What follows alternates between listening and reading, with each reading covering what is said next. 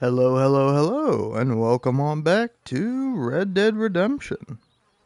Honestly, I started playing this game yesterday just as part of a joke and a bit, but then I kept playing it and I was like, man, you know what? I really like this game. And then I got to a part in the game where I was like, oh, I don't like this part. This part is no good. Ugh. But yeah, any whoosies. I kind of don't want this horse. Give me the war horse.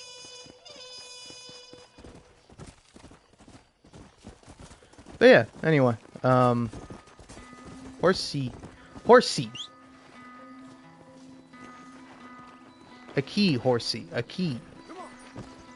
But yeah. Anyway, I don't know how real do you mind me getting? Because like I want to complain about my neighbors a little bit because you know, like no offense, through literally like no fault of their own, man. I'm not gonna lie, seeing that guy on the donkey made me think, is that an actual guy? Because he looks so much smaller than the other guy on a horse. And it's like, yeah, he's the same size, but it's just the fact that the donkey is so much smaller makes him seem so much smaller. Which that's an interesting thing. But yeah, anyway, so like I fell asleep. I don't know what time, but essentially I fell asleep around like, you know, around like whatever time I did. And I woke up at like 10 or 11. And I was like, all right, let's go eat some food. And then and then I realized, oh yeah, hey, it's garbage day, and I forgot to take the garbage out. And so I finished eating my meal, which was some bolognese, which I added some hot sauce to, because, you know, I'm like, this bolognese is pretty good, but there's a decent amount of bolognese, but right now I'm getting more noodle than bolognese, and I'm like, I want some other sauce, and I'm like, well, I don't want to crack out, like, a different, like, Italian sauce, like, I just want to, you know, whoa, I'm dead. Red Dead Redemption. Ba ba ba ba ba ba ba ba.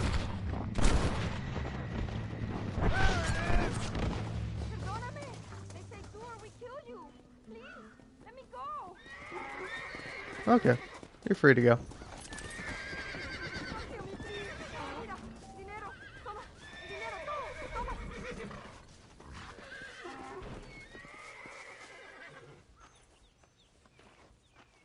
But yeah, so anyway, you know, I know, a little late, but I'm the sort of guy who takes my garbage out the night before because, you know, honestly, right now, as of lately, I may be, like, just, while you can ride a mule, it is very slow. You will not be able to have a passenger or place a hog-tied person on the back of a mule. Okay, game. You think I care? Think I care? Look at this guy. Look at him. Pretty cool if you ask me. But yeah, so it's pretty late. But then as I'm walking down, you know, my driveway to put my garbage down at the end of, you know, my street, the fucking neighbor's dog starts barking at me. Like, howling at me. And it's like, you know, it's just out. The dog is just out in the neighbor's yard. And it's like, I don't know if that's intentional or not. But like, frankly, if you don't mind me, like, giving a read or a general statement about my neighbors, they are some of the most inconsiderate fucking assholes. I'm sure they're nice people, but it's like, they moved in, and it's like, first of all, it's like, this house, like, just got built, and it's like, it was, like, right next to my house, so I'm like, great. And it's like, now, I feel like a dickhead, because there used to be a window where I could look out, and I could see some fucking trees, and now, I look out of the window, and it's like, oh, there's my new shitty neighbor's house, great, ugh. And it's like, I love looking out that window, man. It's a great window. Well, it used to be a great window to look out, but now it's a fucking piece of shit garbage window. Look at them wolves. But yeah, so, you know, for a variety of reasons, I already don't like these neighbors. And then, like, they come in, they move in, and then, like, they have to do, like, a million different things with construction. Like, I don't know, I think their septic system is kind of fucked. And they've had to, like, fix it multiple times. So it's like, that part sucks. That part I'm like, okay, well, that's not good. But then it's like, eventually it's like, when are you just gonna cut trowel, man? When are you just gonna cut the line? Like, you've been baited. You're constantly, like, you're not even struggling. You're like, yes, reel me in, and it's like, you gotta get off the line, man.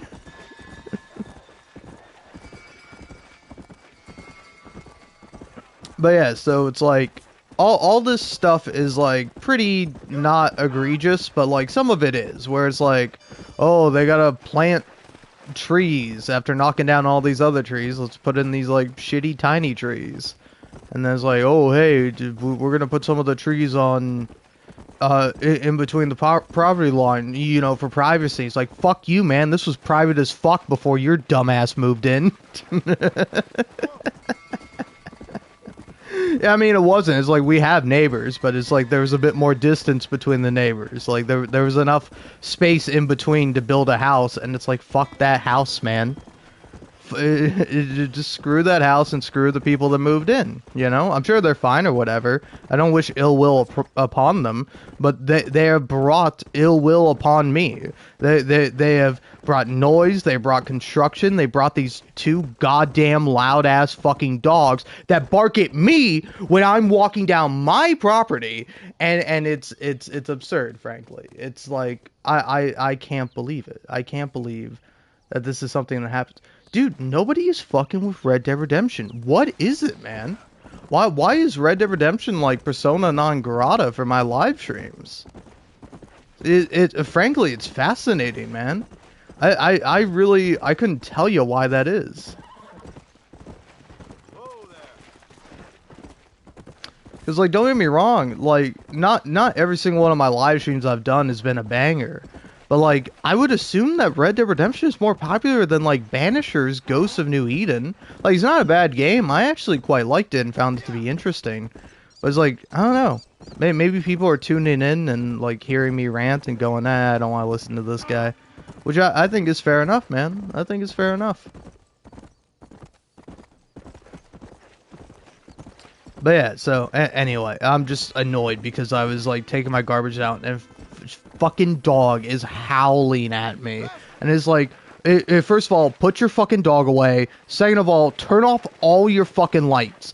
Because, like, these motherfuckers move in. And again, I had this great window that I love to look out. And now, it's like every time I go past it at night, it's just a bright ass floodlights of their house that they keep on 24/7. They don't turn off the fucking floodlights to the outside of their house. You want to know, like, how many of my other neighbors do it? None. Here. I'm gonna go look out my window.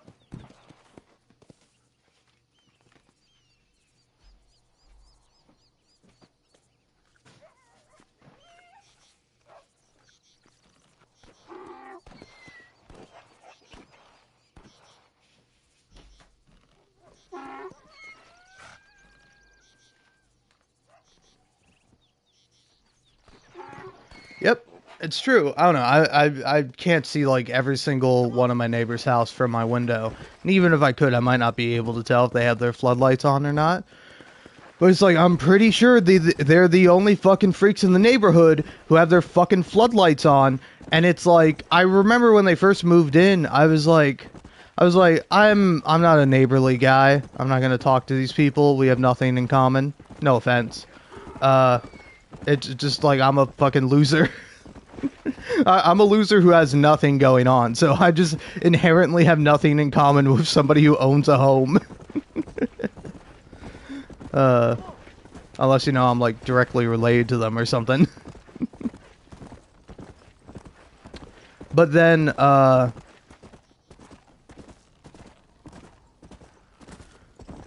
So like, it's like I wanted to like almost give them a knock on the door or even like a passive aggressive note that's like, hey guys, it couldn't help but notice, but you seem to have left your floodlights on. You know, because it's like sometimes that happens. Sometimes you turn on your floodlights for whatever reason, and then you forget to turn them off.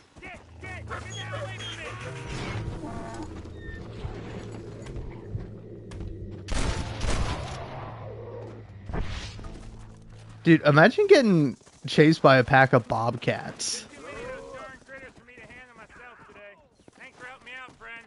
Yeah, no problem, man. We all need help, mister.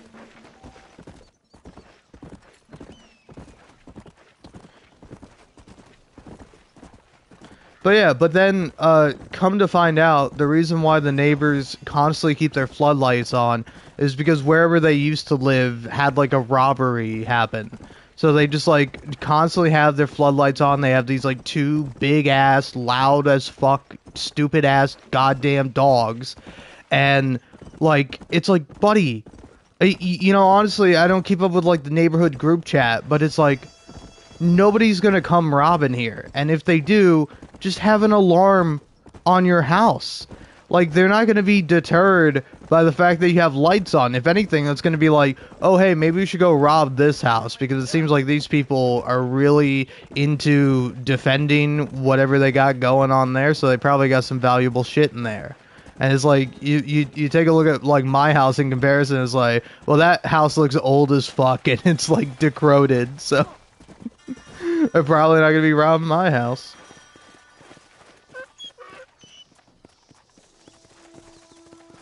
It's like, even if they do, it's like, I don't know, probably just take, like, the TV in the living room, and then, like, not much else, because it's not really a lot of valuables strewn about, you know? Honestly, it's like, you could make it up to my room and have a pretty good haul, but then you have to deal with me, because I'm gonna be in my room. Gotcha. Sorry, little bobcat. But yeah, man, it's like, again, I wish no ill will upon these people. They're fine, they're people, but I feel like legally I'm allowed to be annoyed by these annoying assholes. Like, I don't know, man. I think there's a difference between, like, reasonable, like, hey, I don't want to get robbed or nothing. Like, I think that's fine. I think that's a reasonable fear to have. But it's like every night you gotta have the floodlights on. It's like, I don't know, man. It's gotta be like the most expensive fucking thing. Because it's like the house is already a lot, you know? Especially with the housing market the way it is. It's a lot of money to buy a home. But then you gotta do all this construction, then you gotta fix the fucking drainage system or the sewage system or whichever one it is. And then, oh, you gotta deal this. You gotta have these two giant ass fucking dogs. You gotta have like all these people running around, man. And it's just like... Neighborhood used to be way quieter, man. It used to be way fucking quieter. Like, dude, I don't know. You can go back. I don't know which live streams it is specifically. It might also be a couple like Bolitar videos I recorded that I probably won't release. But like, there's a lot of me just going like, man, I hate these neighbors. I hate these people. Dude, why is nobody messing with, like, Red Dead Redemption? Hold on here. I gotta check something. I'll check something before I'm just gonna, like, put my nose to the grindstone and just, go ahead and beat Red Dead Redemption. Because I think I can do it. I think I managed to do so. And honestly, it kind of works out that nobody's here, because now I don't feel obligated to talk or be entertaining. So I can just, yeah, huh.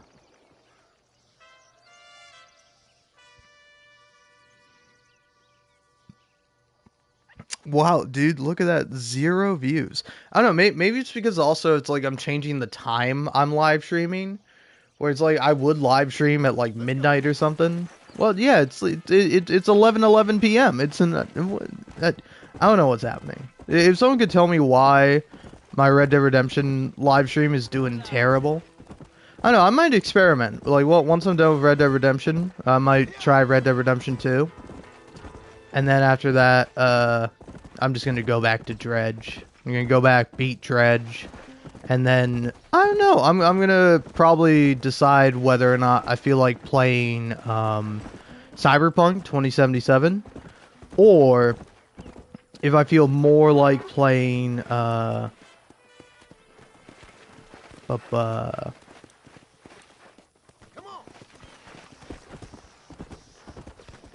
or if I feel like playing like some indie games, because like I do want to play some indie games and get them like crossed off my list, because like also that's like the nice thing about indie games and versus something like Persona 4 Golden, which I've been replaying, or like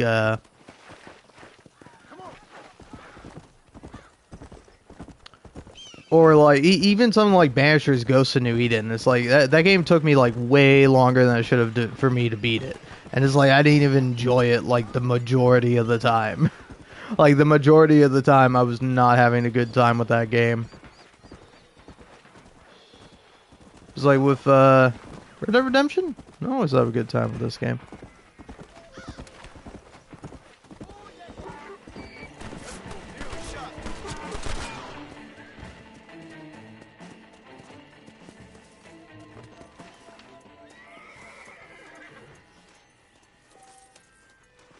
$28.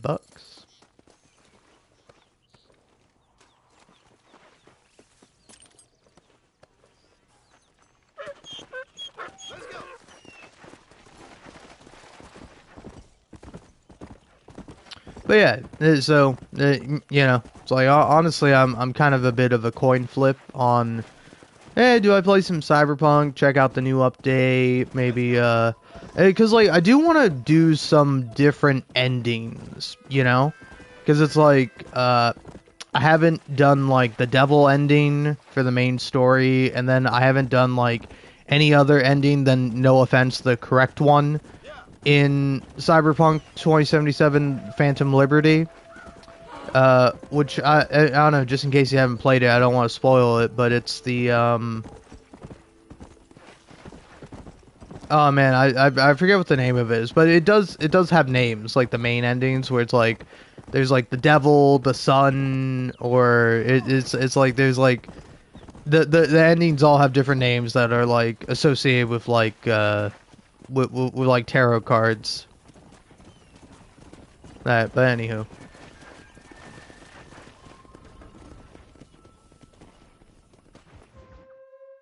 No pesa mucho. Está bien, mamá. Está bien. Señor Marston. Mamá, papá, este es el gringo que me salvó. Muchas gracias. My family's indebted to you. Forgive my English. What's happening? Great and terrible things. The revolution is coming. The country will be in turmoil once more. This time, we hope it's the last time. Does that seem likely? With Abraham Reyes, anything is possible. Where's your family going? My parents and my brother are headed to the hills. My sister has to flee. The army have an unfortunate way of treating women. And you? Don't worry about me, Mr. Marston. I'm living in history. I'm not afraid to die. Your nobility's almost as affecting as your naivete. I would rather be dead than a cynic like you, Mr. Marston. I would too. I know you're not really like that. You saved me. Luisa, ¿quién va a salvar a Miranda?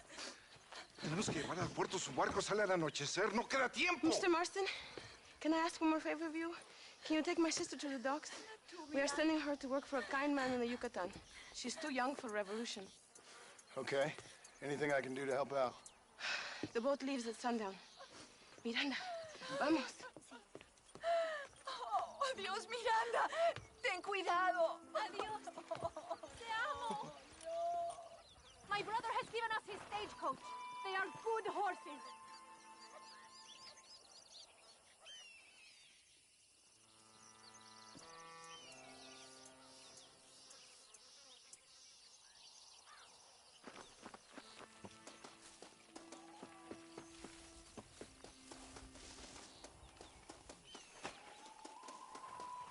We do not have much time.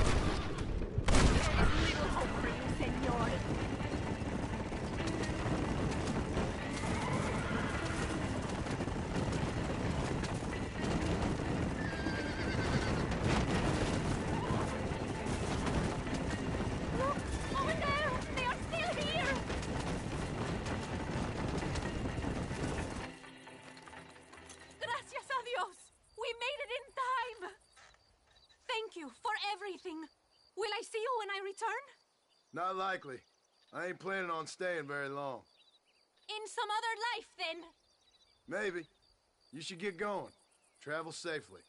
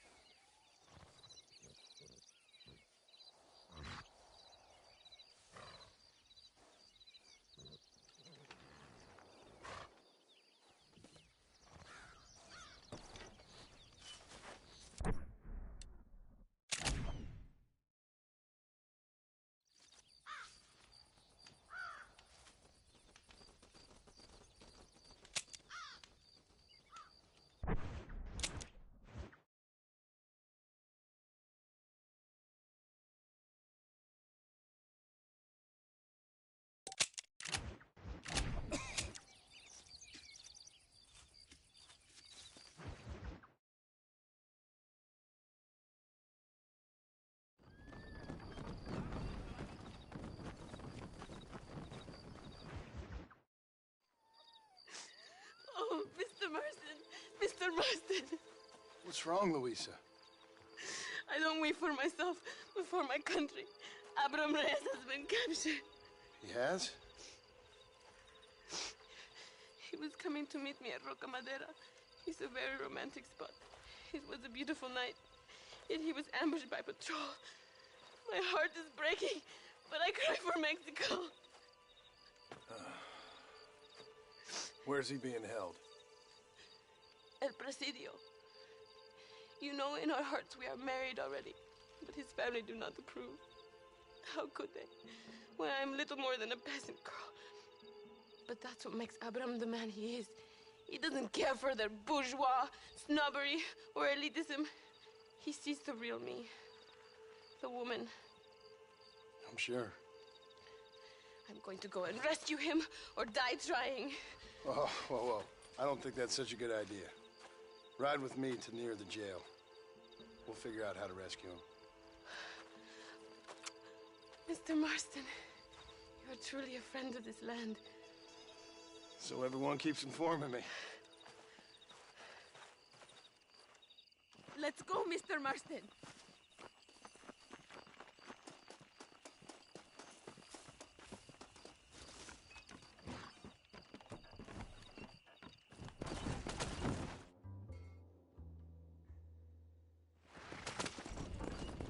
We are almost there.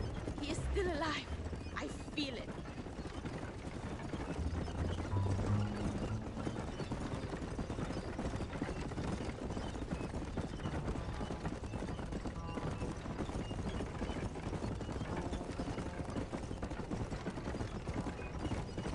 El Presidio. There it is. You have to find a way in. I'll do my best. There is a partially broken down wall. You should be able to scramble over it. Hurry, but please be careful. There are guards everywhere. If they see you, they will kill you both. Well, if he's alive, I'll try to make sure he stays that way. I have some friends waiting for me near the river. Bring Abraham there. Good luck. You can do this. You have God on your side. You know, I don't really know. I think Dutch for sure is a bit of a narcissist, but like, I don't know. I think it is somewhat interesting, where it's like his I don't know. Also, yeah, I'm not sure what the difference is between like a bipolar disorder or acute bipolar disorder. Like, what is the acute doing in that sentence?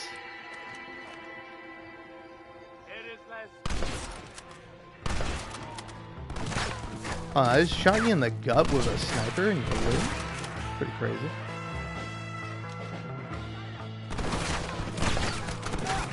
I see they sent out the rookie.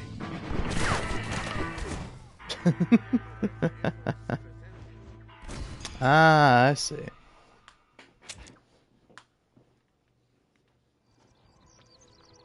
Yeah, I don't know. I would say he certainly does, but it's like, I don't know, maybe I'm wrong.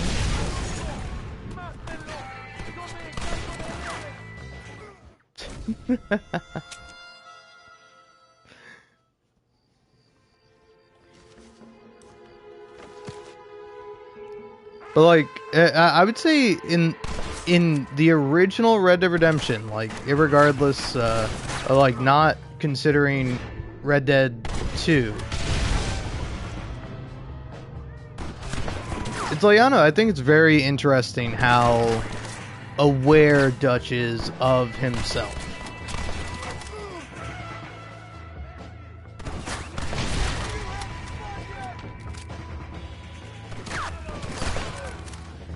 Where he kind of acknowledges that, like, all he did in his life was fight, and he could never do or be anything more than that.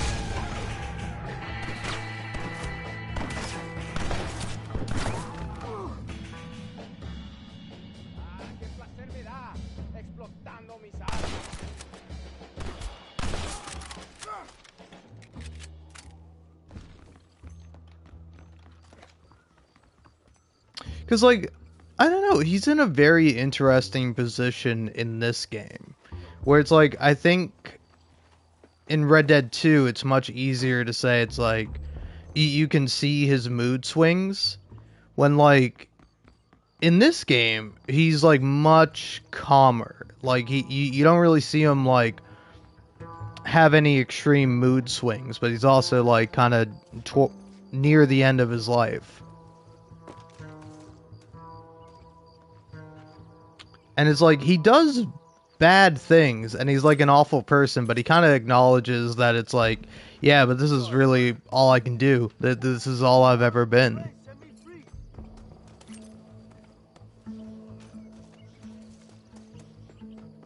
Victoria! Now please cut me free, senor. Luisa sent me. We have to meet her by the river. ¿Qué? Luisa, the girl you're marrying. Oh, yes. Such a devoted thing. El amor de mi vida. Quick, find us a horse. You will have to ride. I am too weak. Where it's like, I don't know. I personally don't know how accurate this is, or how, like, how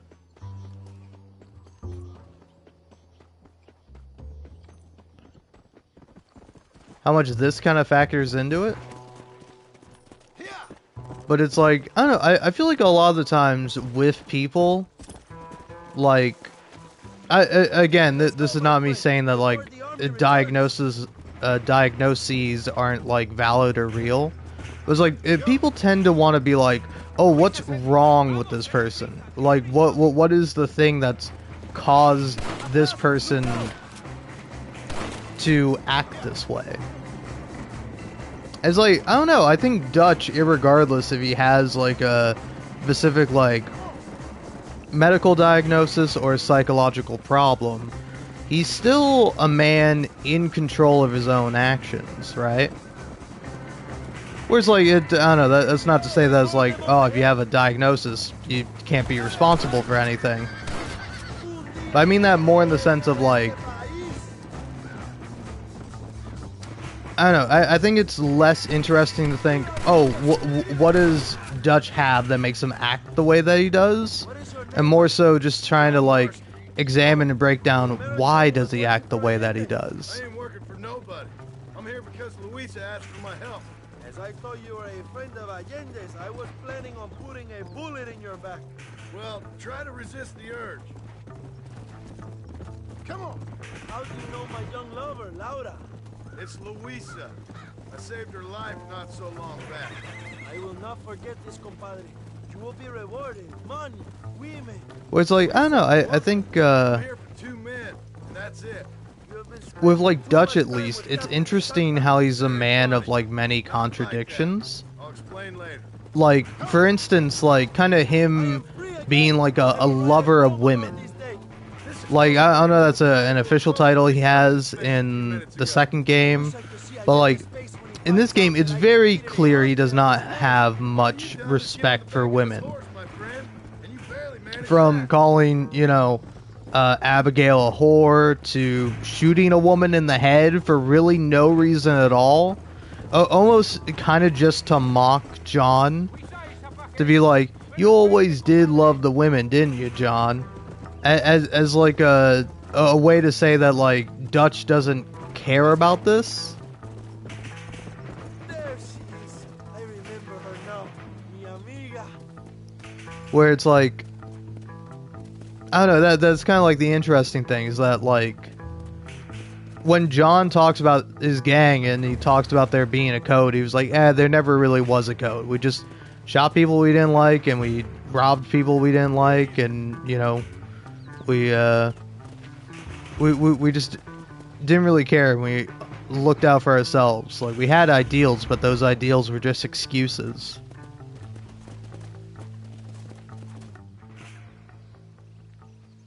Abraham, Mr. Marston, Oi! the revolution will live on thanks to you. Yes, indeed, John.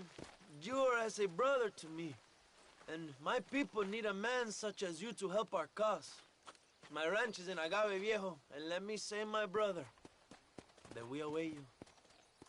Well, best of luck to both of you, but I need to find 2 men so I can return to America. No problem. I will help you find those men. And in return, you will win a people her freedom. Viva Mexico!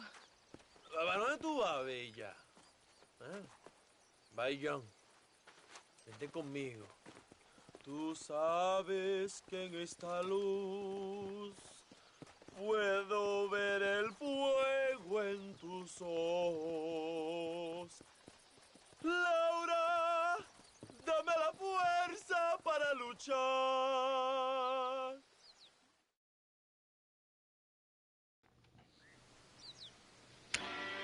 Now, I think that's pretty interesting. Fame mercenary.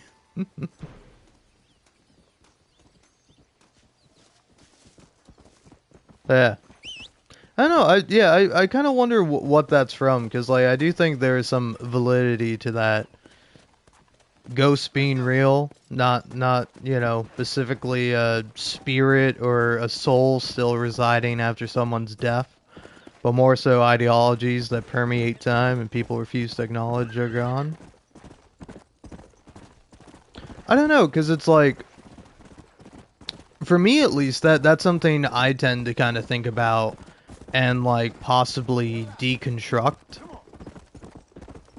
Is, like, how, like, ideologies are, like, not only built into the world that you live in, but also, like, it usually built into the very language that you speak. Now, I only speak English, so I can't really speak for other languages.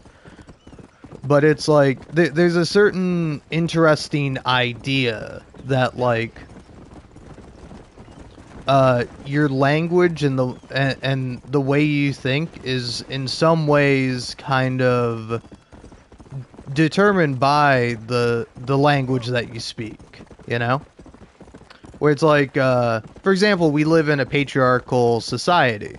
So it's like, even if you're not necessarily sexist, you may have some, like, permeating patriarchal beliefs or attitudes or ideas that, even though you're not consciously or actively trying to feed into them or, like,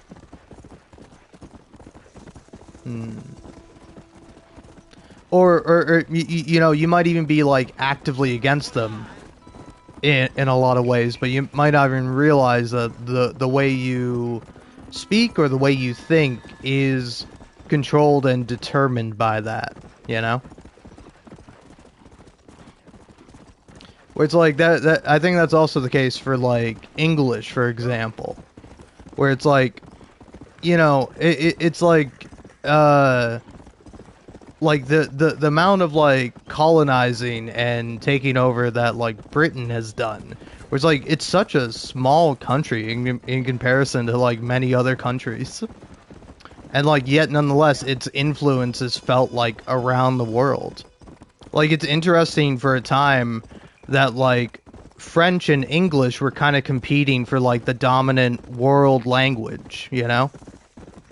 Where it's like, of course, it's like, I don't even think English is the most common language. I think it might be second or third, right? Behind Chinese and Spanish. But like, for a time, it's like French might have been like kind of the more standard language, you know, where it's like English in a lot of places is taught as a second language, and it's like nothing wrong with learning another language. In fact, that's really cool and interesting to do so. But it's the fact that like English is that language that makes it like interesting to kind of think about. Where it's like, for example, there's a lot of phrases and sayings in the English language that you might not even realize is like steeped in like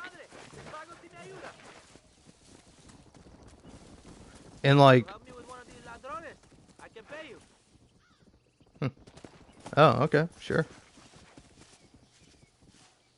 Where it's like, oh, whoops, that was the wrong button, man.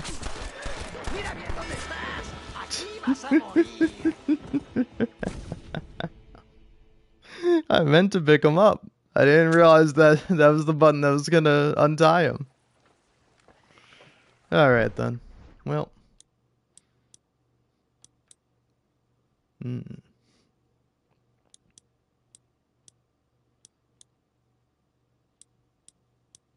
Let's see. If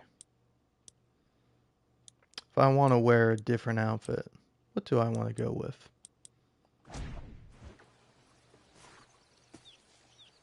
Why not? Let's wear this for the time being.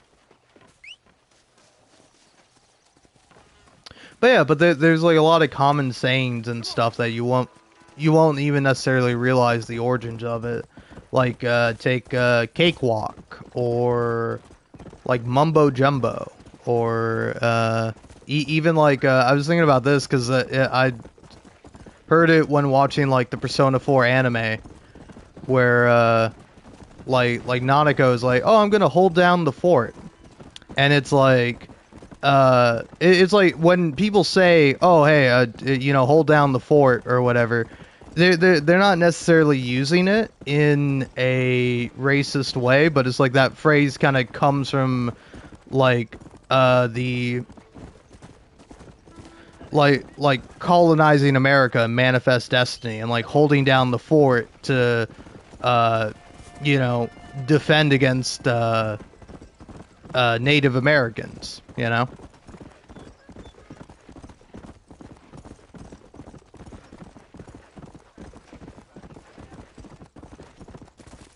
So it is this kind of like interesting thing where it's like, I think you can do a lot to like deconstruct things and like try to change your ways and change your views, but there might be some stuff that's like kind of just baked in. It might be hard even if you're doing your best to like fully get rid of it or like change this idea.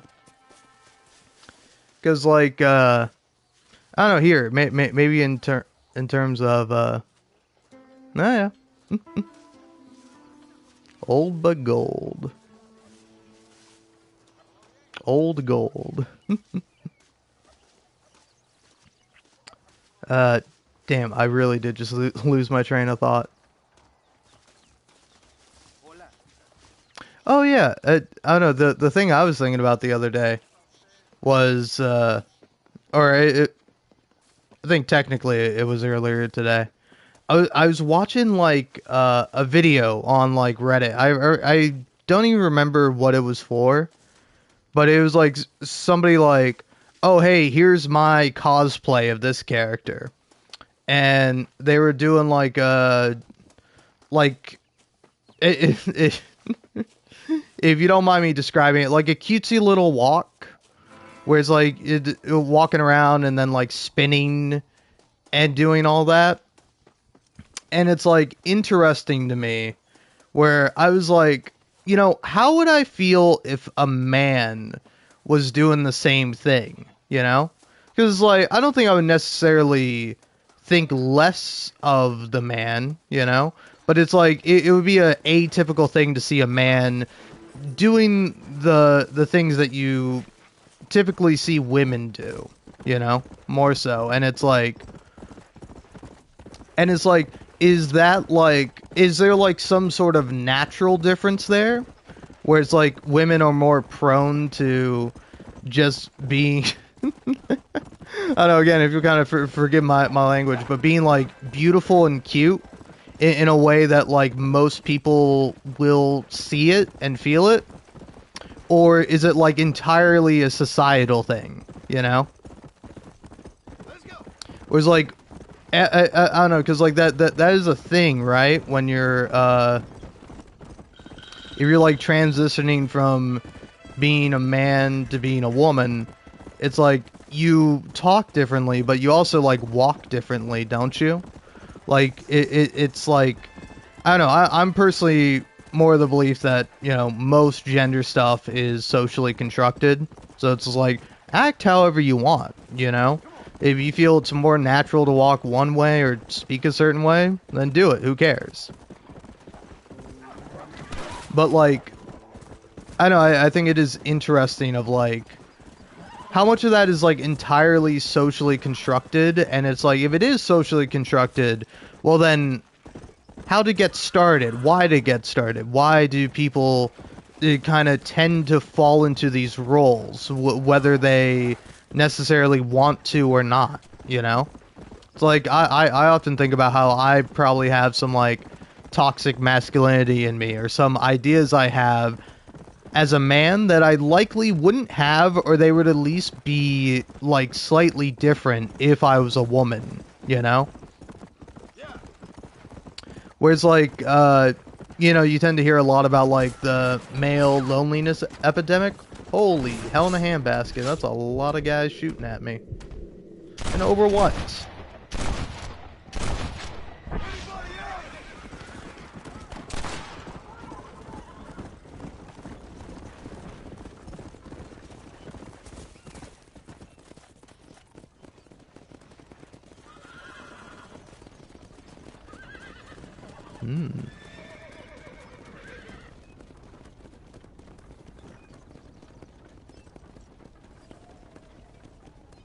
Well,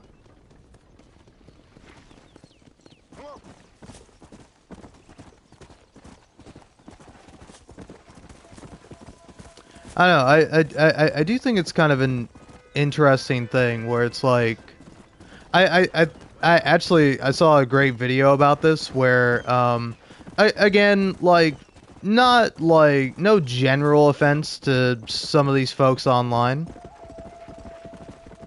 but like, I don't know, there's like some drama that's happening in like the Dragon Age fan space, and like again, to me this is probably like a personal belief I have, where I'm never really been into fan spaces, and I've never really gotten into it, so it's like I frankly don't really care. I think it's like it's perfectly normal to like make friends with somebody who shares similar interests as you, but to me it feels weird to join a community based solely around that, you know?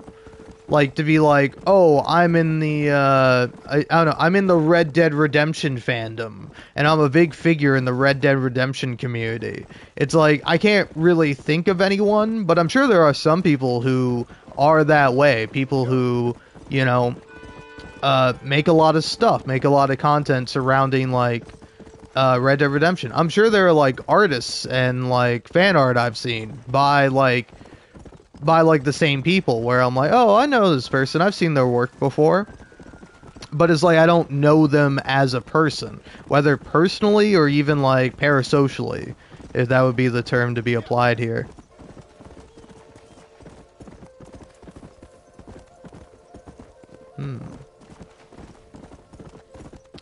But yeah, but I don't know. I think I think obviously you can change what has been established. Like, just because something is the way that it is does not mean that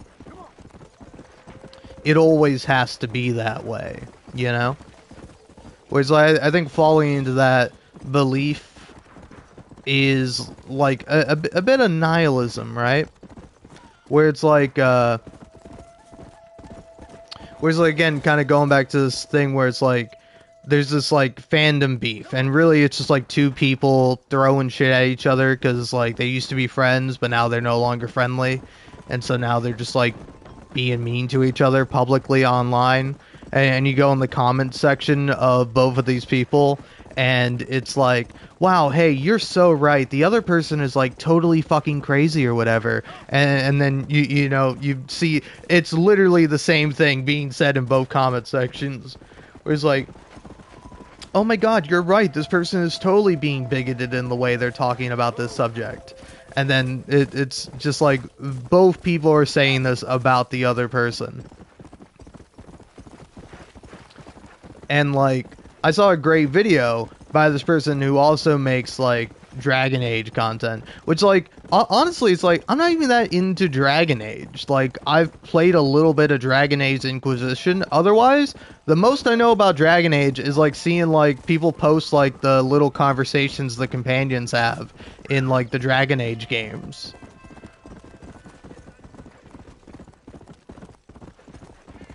But like, there's this person who made this video where it's like, you know, a lot of people seem to confuse like praxis and actual action with talking about video games. Whereas like, it's fun and nice to talk about video games. People need hobbies, and there's nothing wrong with having a hobby and something to do in your free time. But it's like, you can't necessarily be confusing that with, you know, actually doing something productive, doing something meaningful that's actually going to be like ostensibly helping other people. I've always had a problem with authority, partner. Whereas like, I don't know, man, I can kill as many unjust criminals as I want in Red Dead Redemption, or I can, you know, do as much like terrible, heinous crimes in Red Dead Redemption, and neither one of those things makes me a better or a worse person, right? Where it's like, I don't know, is it a good thing to just kill a wild horse? No, of course not. It's bad to just murder a wild horse. A horse is not doing anything or hurting nobody. You're actually a liar, John. You said that you're dead, but those guys are clearly alive. They're not even, I mean, they're gonna die. We all die, but they're not dead yet, and they won't be anytime soon.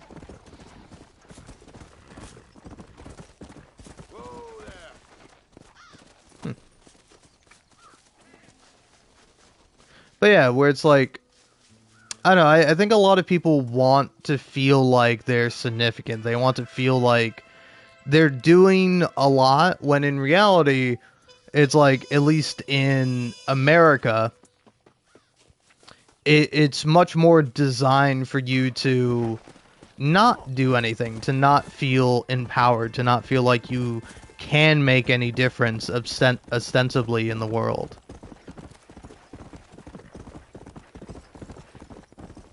Whereas, like, a lot of people feel powerless. Like, even if you go to, like, a protest, it's like, you know, you should be able to protest as much as you like, as hard as you want, but ultimately it's like, a lot of people can't go to a protest because, they have a job, they have to take care of their family, they have to do this, and they have to do that. Like, they may fully well have the, beliefs and ideas that would lead them to doing something, to trying to take action, but they just don't have the opportunity to do so. And likewise with fuck, I had another thing that I was gonna connect to, where it was like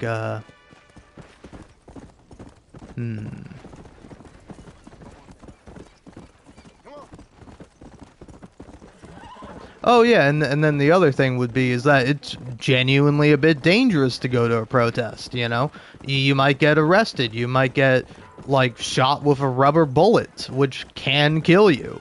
If not kill you, grievously harm you.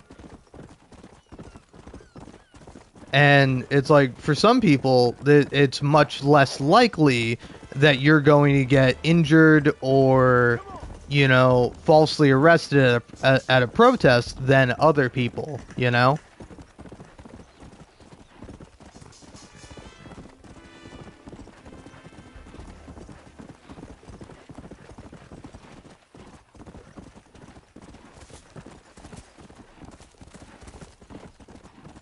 Whereas, like, I don't know, will we ever truly be free of the sins of the past? Maybe. Like, I certainly don't think it's impossible, but just because it's improbable doesn't mean that you can't try, you can't change. That, like, I don't know, it was kind of this, interesting thing where it's like, there's a comedian, Mark Maron, where I was seeing, like, a couple clips of him where, like, he was talking about how it's like, uh, you know, like, hey, leftists and progressives, like, we're cool and all, but, like, you know, I think sometimes, in some ways, we might have to, like, relax a little. We might have to stop being such buzzkills. Because, like, we're kind of annoying Americans into fascism. Which, like, I don't think is necessarily true. I think it's a bit more complicated than that. But, like, I do think a lot of people don't deeply think about like politics in this way. It's like kind of when you look at like Democrats and like the things they're willing to give up on and like no longer talk about in order to get like more political power. It's very interesting that it's like these people don't hold any real staunch values or beliefs, where they're very like flexible and very flimsy on like, well, listen, I think it's, you know, a bad thing that, you know, all these terrible things are happening, say for example climate change, but you know, voters don't really care about climate change. Like at least when Donald Trump was first elected president back in 2016, there were like a lot of people who voted for Donald Trump purely because he was the Republican candidate, and then also purely because he was like against abortion. Like there's kind of this weird thing where in America there's a lot of single issue voters, and it's like over something that like I don't know. I think it's like I don't necessarily want to dismiss it. Like I think people should have access to healthcare, obviously. But like just because I believe that uh doesn't mean that's like I can't understand why somebody believes differently than I do.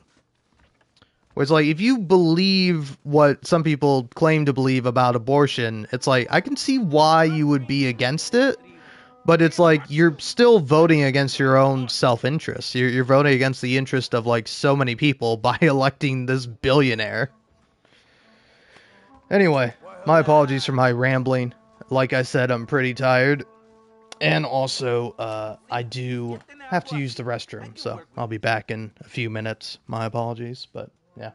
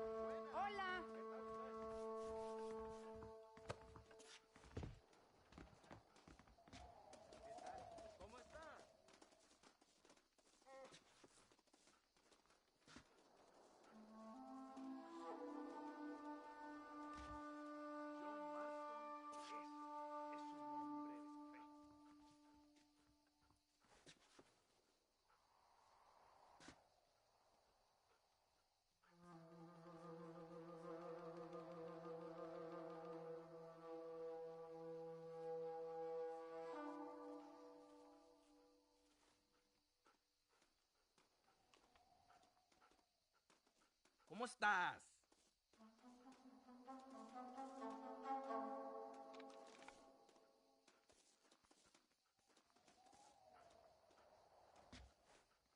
Hola. Buena.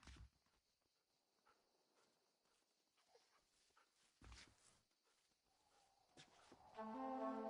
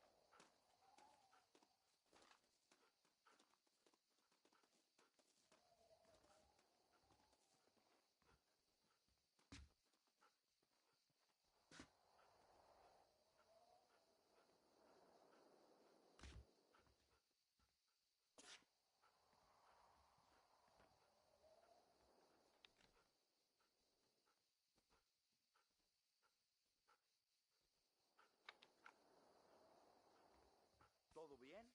¡Redímanse, hijos míos!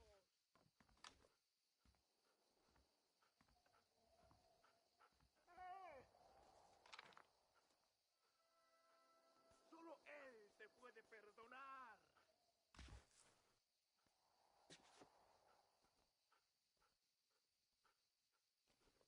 ¡Pecadores! ¡No es demasiado tarde! ¿Cómo te va todo?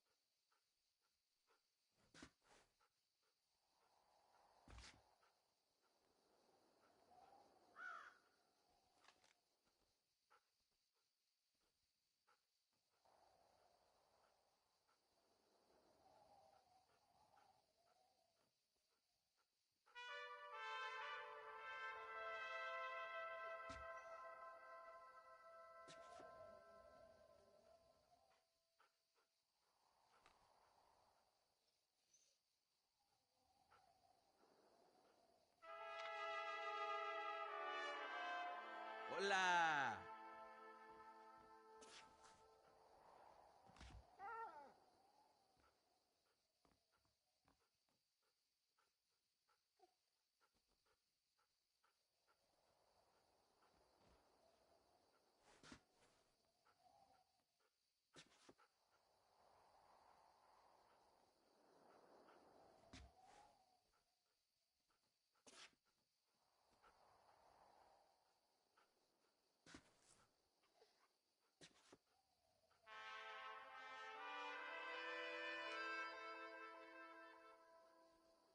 ¿Qué tal?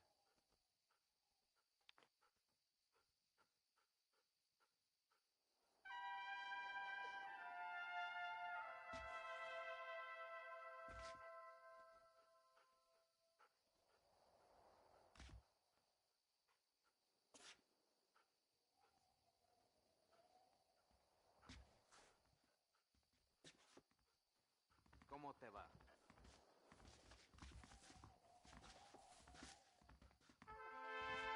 ¡Buenas!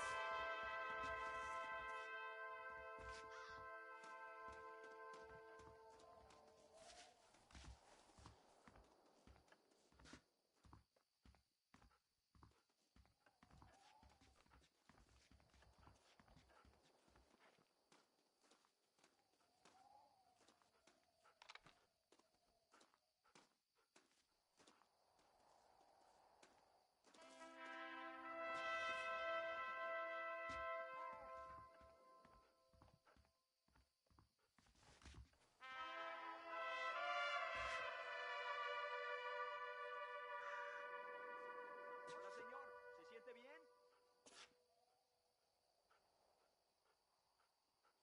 ¿Cómo estás?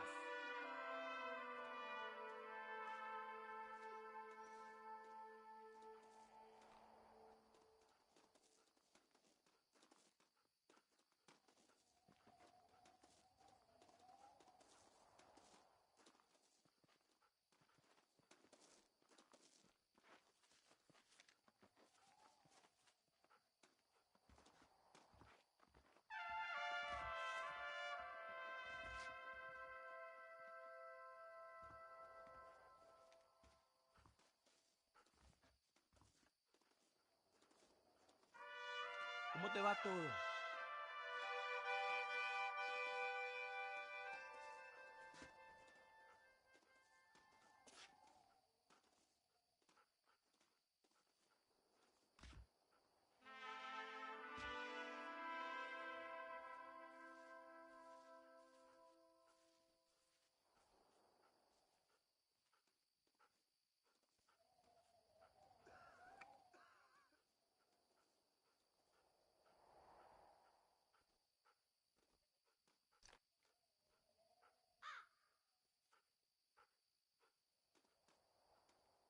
Hola.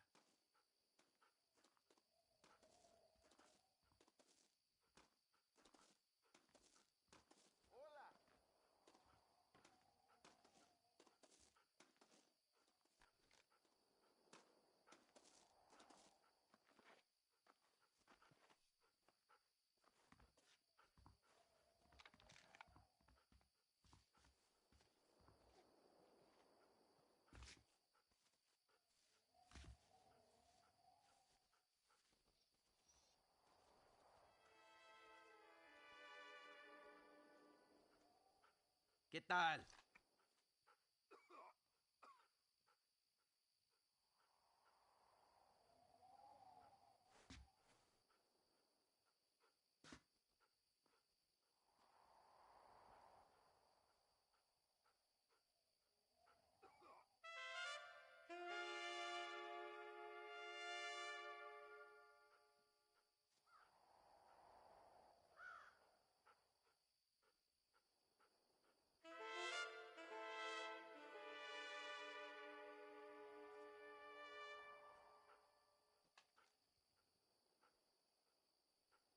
¿Cómo estás?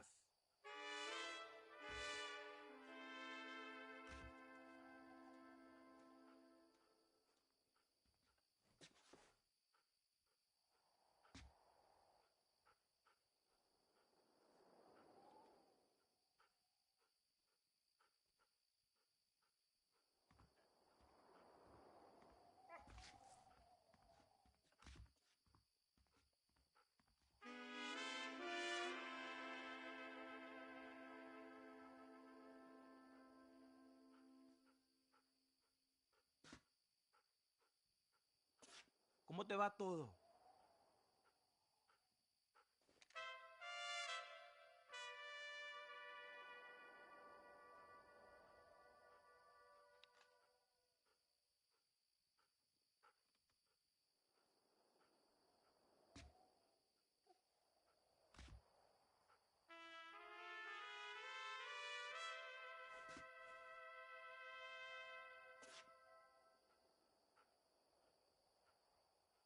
Thanks a lot.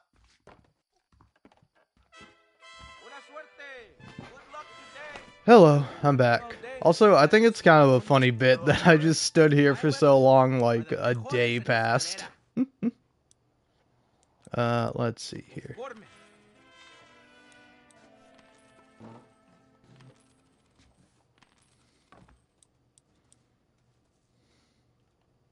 A todo tu servicio.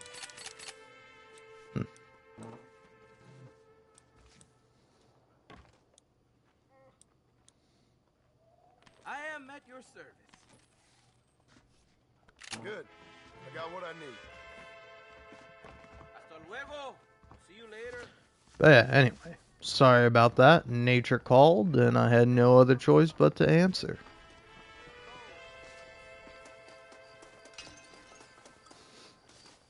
I will say the only thing that I will say, I was listening to the newest episode of The Yard, which is a podcast I enjoy, and like the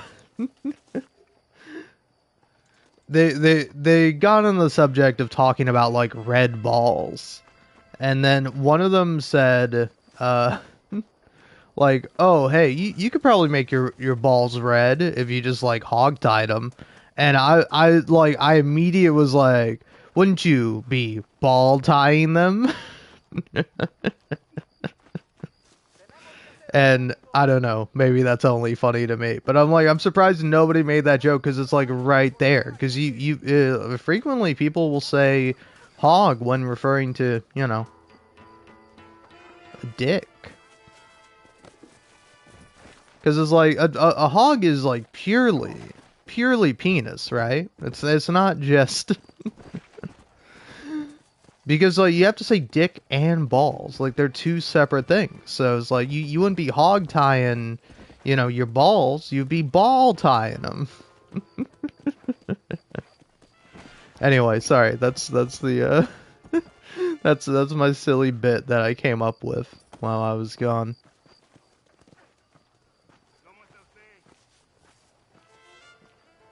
But yeah, I do not remember what I was talking about before I left. And I don't think I will. So, let's go ahead and start up this cutscene.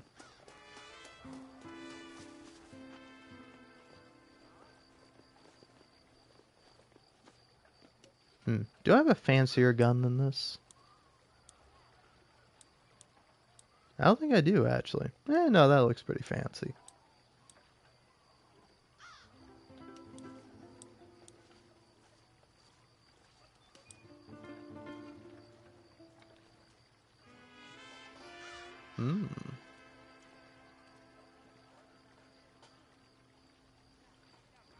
A degeneration of...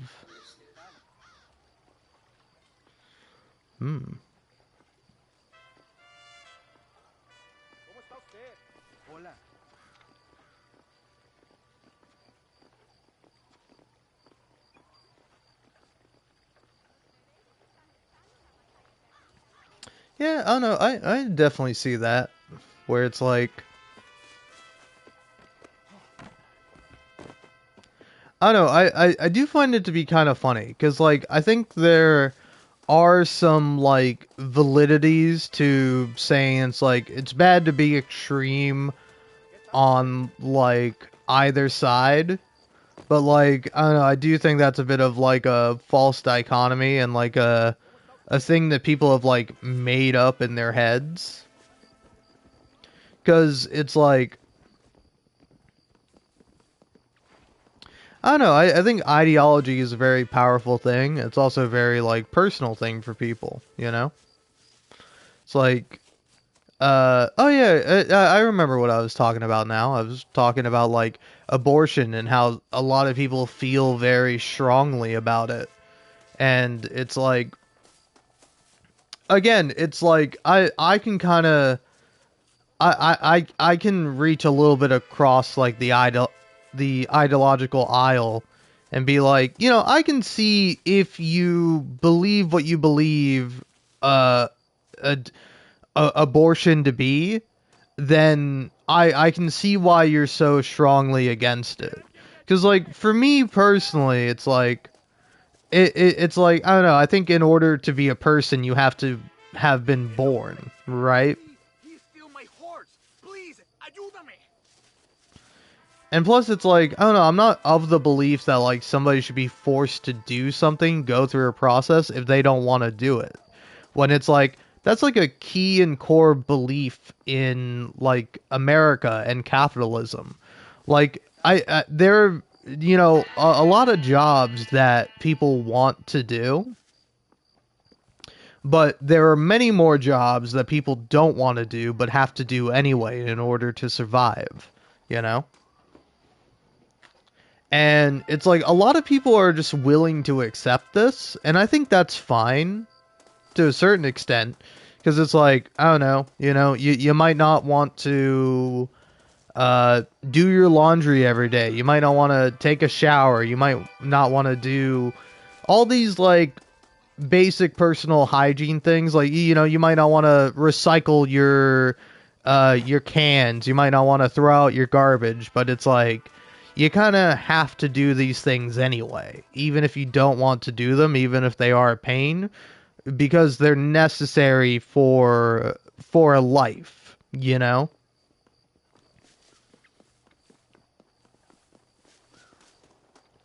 So it's like, I don't think it's inherently wrong for people to do something that they don't want to do. But like, I think it's more important to consider is like, well, why are people doing this thing in the first place? You know, it's like a lot of the times when I've been in the workforce, either as a delivery driver, customer service worker, or like a grocery stalker, kind of like I would say like probably save for like the customer service one, all like kind of essential jobs, you know. Whereas like what they might not necessarily be essential, but it's like they're pretty important and they're pretty valuable, you know? Like getting food to people to make sure they can eat, being like having food and other necessary products available for people to purchase is important, you know? Is why I don't think these like necessities should be run by private corporations for profit, you know? Like they should largely be like non-profit, right? Like I feel like that would lead to things being a lot better, but a lot of people would argue against it. They would say that no, actually it's much better and much more efficient to have things be private, you know? And it's like I think there's a certain truth to that.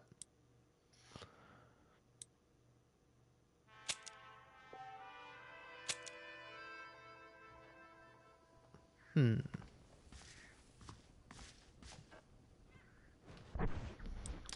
Hold on now. I think I'm noticing something. Yeah, okay. I do have a save.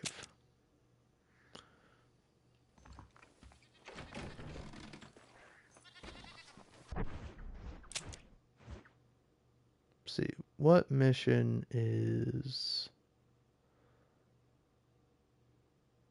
this one? Uh, where's the... Okay. Hmm.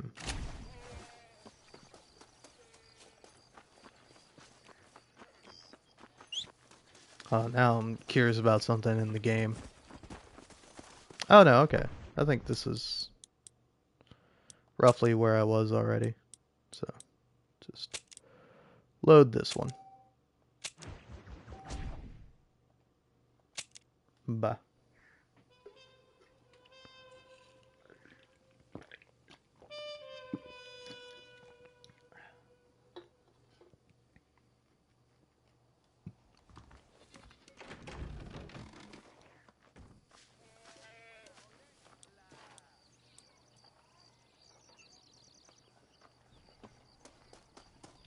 But yeah, I don't know. I think my overarching point is that it's like as politics become more and more ostracized and people like care about particular subjects and don't care about others, I don't know, I find it to be very odd, you know?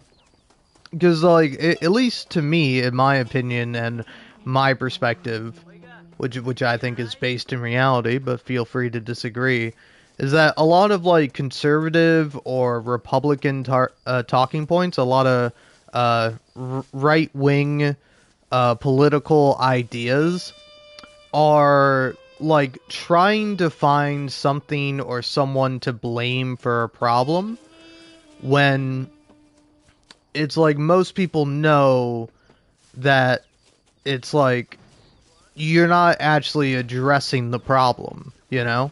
There's a problem with jobs, with pricing, with inflation, with government spending, all these various things. The solution to it is not, oh, hey, let's remove people from the country. Let's have less people here, you know? And for whatever reason that might be, for someone to have like less people. Vamos, gringo! I wish everyone to see me be a hero.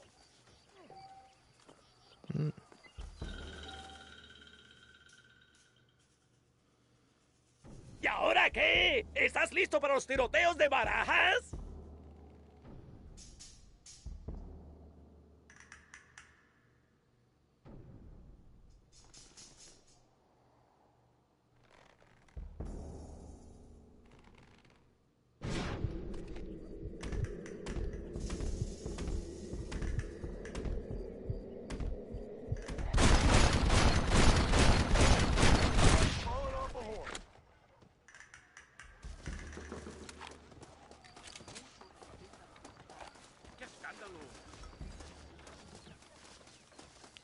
But yeah, it's like,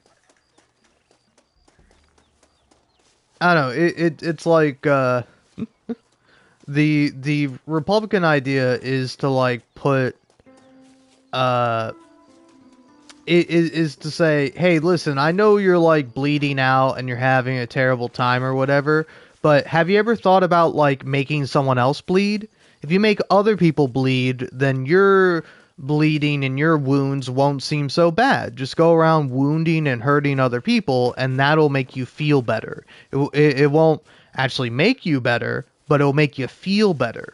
And like, and to be honest, the democratic or liberal or progressivist solution is to slap band-aids on the open wounds, which is like better, but it's like, no, you need to like, like suture the wound or sew it up, or there's like different problems require different solutions, and then also you need like antibiotics so that way the wound doesn't get infected. Like, you need a lot more addressing of the actual problems and like trying to find the fundamental root of them, because it's like, also it's like you can heal somebody's wound, but if like they're still going out and getting injured and getting more wounds, it's like you need to stop that. That's like the most important thing, right? Where it's like the metaphor I'm making here is that it's like it's less so going that it's like, oh, people aren't able to buy as much, and so we need to like lower prices for a time, or oh, the housing market is bad, so we need to address that and see what to do. And it's like, no, no, no, no, no, man. We need to like redo the whole system. We need to start from scratch. We need to focus on actually building things and creating a better, more egalitarian society, rather than go, oh, well, there's problems that people are having, so we should try to solve those problems. And it's like, no, we should try to solve and fix and address the cause of all these problems, the root, and then we can then focus on like solving the minor problems afterwards. But like ideally, if you address the root of the problem, then there's going to be a lot less problems. There won't be no problems at all, but you'll be able to do a lot more with that than just kind of throwing your hands up and being like, well, what are you gonna do? It's human nature. And it's like, well, no, it's not. There is no such thing as like human nature, because like again, at least for me, that's a interesting kind of conversation. Is like, well, what even is human nature, and what's like nature versus nurture? If you're like born with a certain problem, it's like, are you just meant to have that problem forever? It's like, I don't know, let's say me, for example. Throughout my life, I've suffered from anxiety, feeling like very nervous and very anxious in a variety of situations, sometimes justifiably, other times completely unjustifiably. And it's like the way I still suffer from anxiety. Like, in fact, I had like a panic attack the other day because I felt like I was sick with something, or I was possibly dying, and I'm like, oh god, I am dying. And I felt like I was going to pass out, but then I calmed down, drank some water, relaxed for a bit, and I was like, okay, I'm fine now. But it's like, I don't know, say for example, when I was younger, I could never imagine that I would like spend a lot of my time publicly speaking. Although technically I'm not publicly speaking. I'm more so speaking publicly, which might seem like a pretty indistinctive difference. But the difference is that, anyone can come by and listen to what I have to say, but I don't have to listen to what anyone else says, When meanwhile, if I was, say, for example, out in like an auditorium or in like a town hall where I could actively see people looking at me and they could like actively respond to me if they wanted to, that might make me more nervous than just talking alone in my room into a microphone.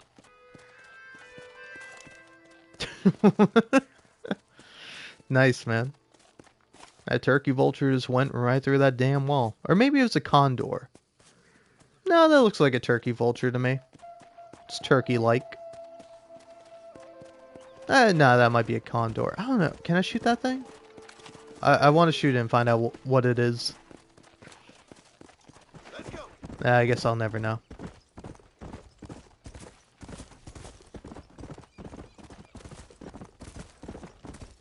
But no, anyway, so I like had anxiety for a lot of my life. And it's like, I think at least for me, it's like I probably could have benefited from like anti-anxiety medication, and that would have been good, you know? It would have been nice to have. But like, honestly, I think it is probably better and more conductive to like get the medicine you need, but then also to address, deconstruct, and like try to overcome the reason you have anxiety, you know? I feel also similarly, or I feel the same about like depression. Whereas like, if you're depressed, you should be taking antidepressants. But also, you should be going, okay, why do I feel depressed? Should I be, should I be changing aspects about my life? Are the feelings I'm having valid and fair, or are they, like, unfair and unnecessary? It's like, why do I feel like I have to be better than I am? Am I truly as bad as I think I am, or am I just blowing it out of proportion and making it a bigger deal than it actually is?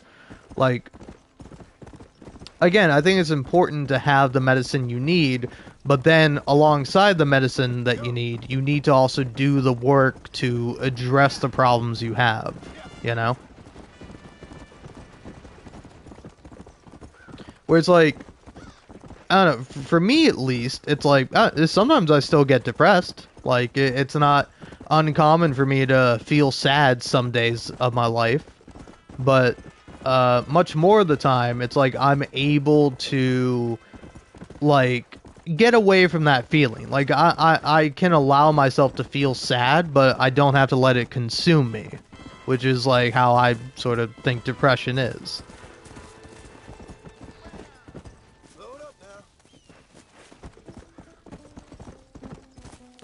Where it's like, rather than, because, like, yeah, for me, for example, it's like, when I was, like, at my most depressed, I started taking, like, antidepressants.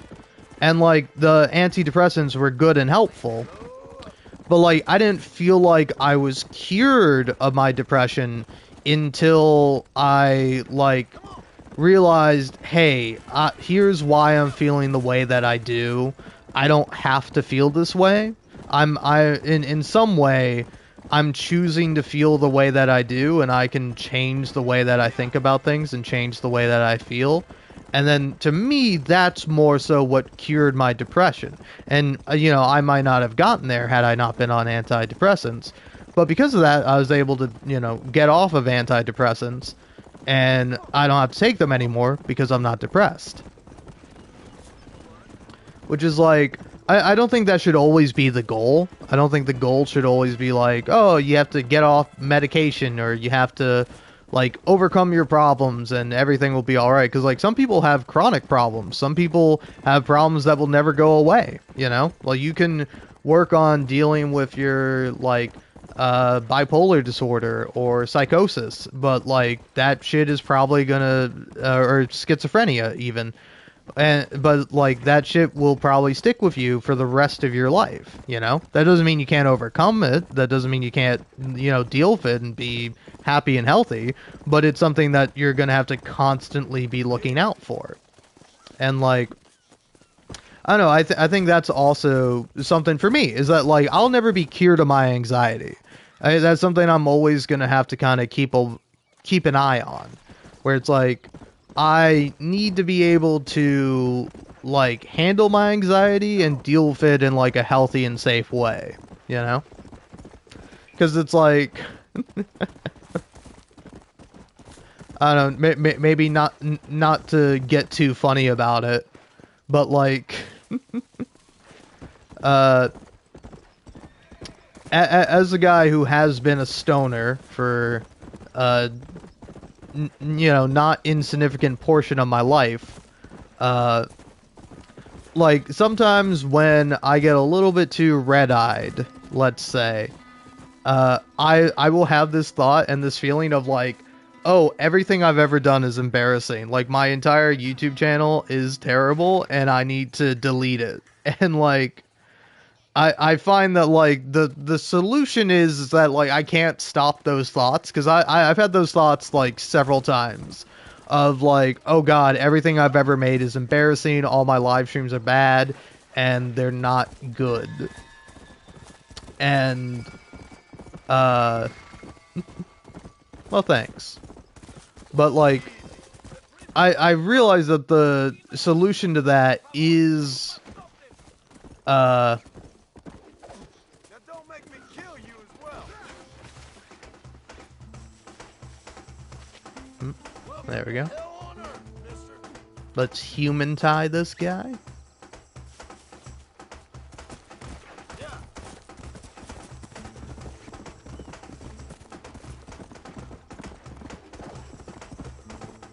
Oh, sick poncho, man. But I like before I do anything like that, before I delete my entire YouTube channel, I'm like, hey, let's sleep on it. I'm like, I'm gonna sleep on it. If I feel the same way tomorrow, then maybe I'll consider it. Because like, for example, when I was like looking through my channel for like, because like I was checking to see if I had like posted this video that I posted today, and I'm like, oh, I wonder if I posted this. And as I was like looking it up, I found like a random like Red Dead Redemption 2 live stream I did, and like I was like listening back to it, and it's like some of it I think is pretty funny, and then some of it I'm just being like a misanthropic like asshole.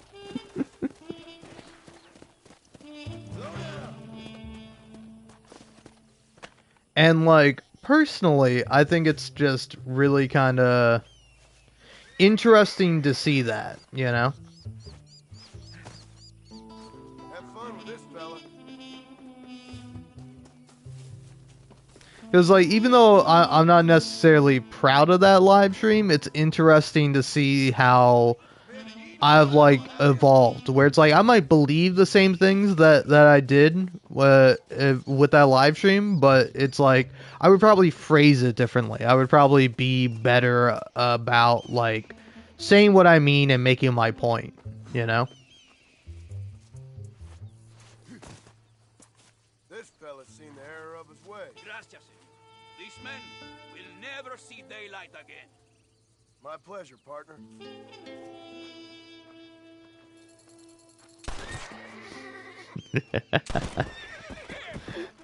See, personally, I love that little bit of like dark humor, where it's like the game's like, hey, kill or capture these guys, and you're like, oh well, I'm trying to be a good guy, so I'm gonna go ahead and capture them, and then you capture them, and then the guy you send them to just kills them anyway. So it's like you could have just killed them. You could have saved both your time and the men's time by killing them. But because you're trying to do the right thing, you're like, I want these men to see justice, and I want them to be captured. But then you take them to the guy, and the guy just shoots them anyway. And it's because it's like, that's like the most convenient way for the game to resolve the situation.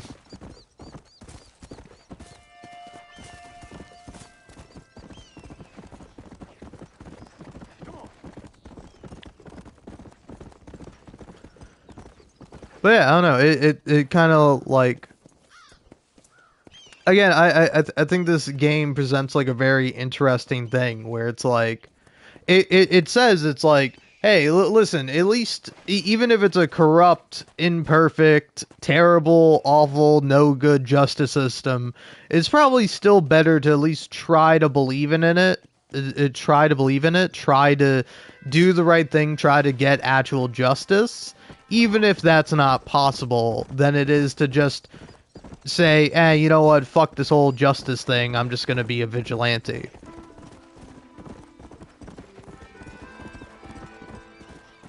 Which, like, I don't know, I think it's kind of interesting. As, like, the game does award you, because it's like, I don't know, maybe I'm wrong, maybe you would have gotten the same amount of honor for just killing the two guys. Let's go. But, like, I don't know, I think that's something that Rockstar does pretty well sometimes. Like, I don't know, there's a difference between, like, I don't know, there's, like, different kinds of irony out there, obviously.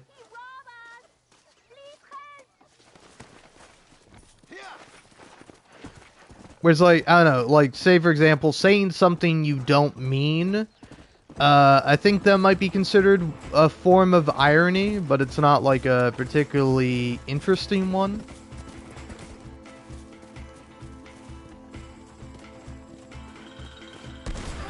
Whoa. Hey there, pal. You shouldn't be doing that. Don't you know it's wrong to shoot people?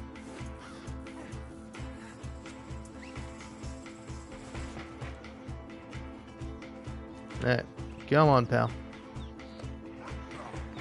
Just give me a minute.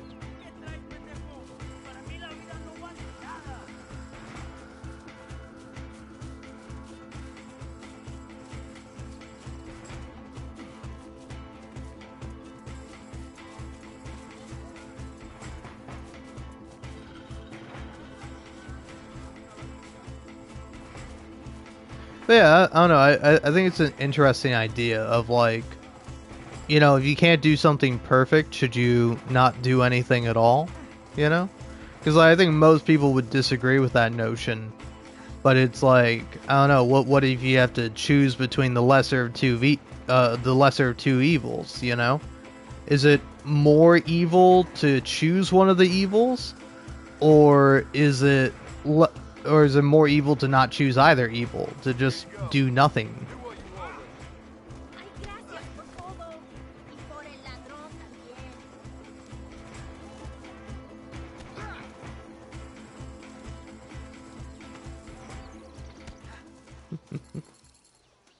All right.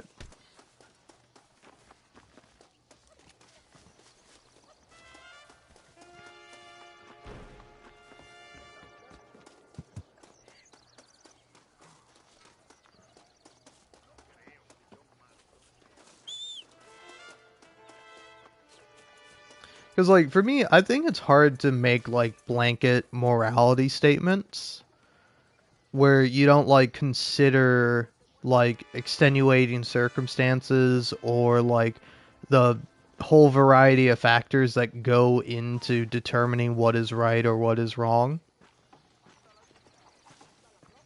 It's like, say, for example, there's, like, you know, like, maybe not a man exactly like John Marston, but a man similar to John Marston going around shooting people. Like, are you a bad person if you don't try to shoot and kill him? I don't think so, right? Like, I think it's perfectly reasonable if there's, like, a crazed gunman going around.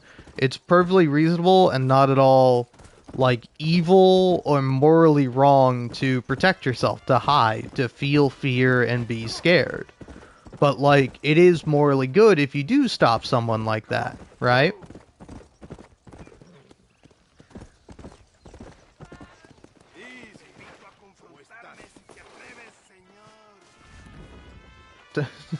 Why is the guy pointing a gun at me? He was like, hey, no horses in here. You can go in there, but your horse can't. Your horse stays outside. Alright? This is a for men by men. No horses allowed. Which honestly is kind of understandable, because horses do tend to just shit everywhere. And if you're living somewhere, I would understand not wanting a horse to come into your home and shit all over the place.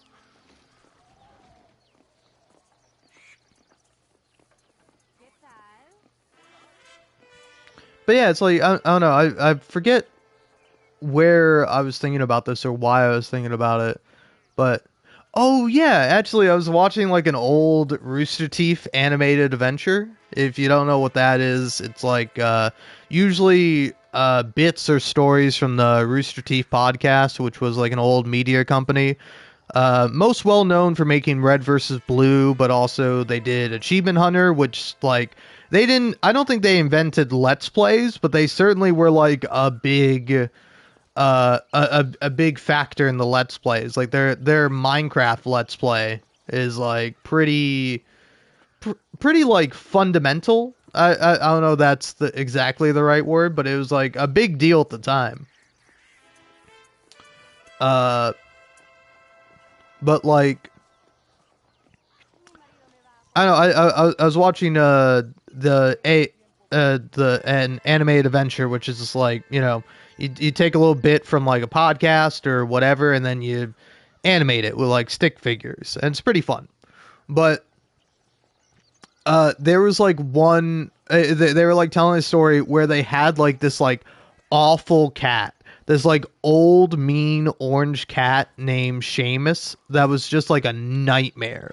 Like he would like chase dogs and cars and like do all this insane stuff, and like they told this this thing where it's like the guy who originally owned it, Gus, was like, oh yeah, hey, I can't have this cat anymore, I'm moving. So Jeff took the cat, and like his at the time wife like went up to the cat and was like, "Aw, you like being here, don't you, Seamus? Aw." And like she knew the cat. Like she should have probably not stuck her face in the cat's face, but she was like, "Oh, I'm gonna be friendly with the cat and gonna be nice." And then the cat just like takes its claw and drags it down her face, and she's like bleeding, and it's like,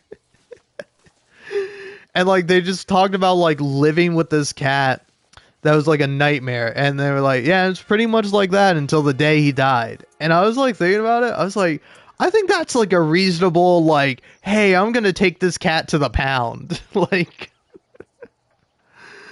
Well, yeah, I don't know, man. My cat's a little shit sometimes, where she likes to meow a lot and demand things that she knows she doesn't deserve, but she wants anyway. Like treats. Like I don't know. Oftentimes it's like I will not give the cat treats because I know as soon as my cat sees another person, she'll be like, meow, give me treats, and act like she hasn't gotten any treats and like she's starving, when it's like, I know damn well you got your treats, cat. All right. Because like she'll do it to me. Whereas like I know that she will have gotten her treats, but because she's like, oh, new person, I can trick you into giving me treats again. It's like, you can't trick me, cat. But like you know, she might be a little annoying sometimes, but she's definitely not a nightmare, you know. And it's like, say for example, if you drop like your cat or animal at the pound or whatever, it's like you're not killing the animal, but in some ways you could say that you are, right? If you're putting an animal in a place where it's going to die. So it's like even if the cat is a nightmare, it's like a bit of a noble thing to take care of the cat and like feed it and like, you know, let it live for as long as possible. Even if it is a nightmare. But also I don't think it's like unreasonable to be like, yeah, I don't want this cat anymore. I don't know, but each their own. We all have our own different perspectives on it. Anyway, let's actually play some Red Dead Redemption 2.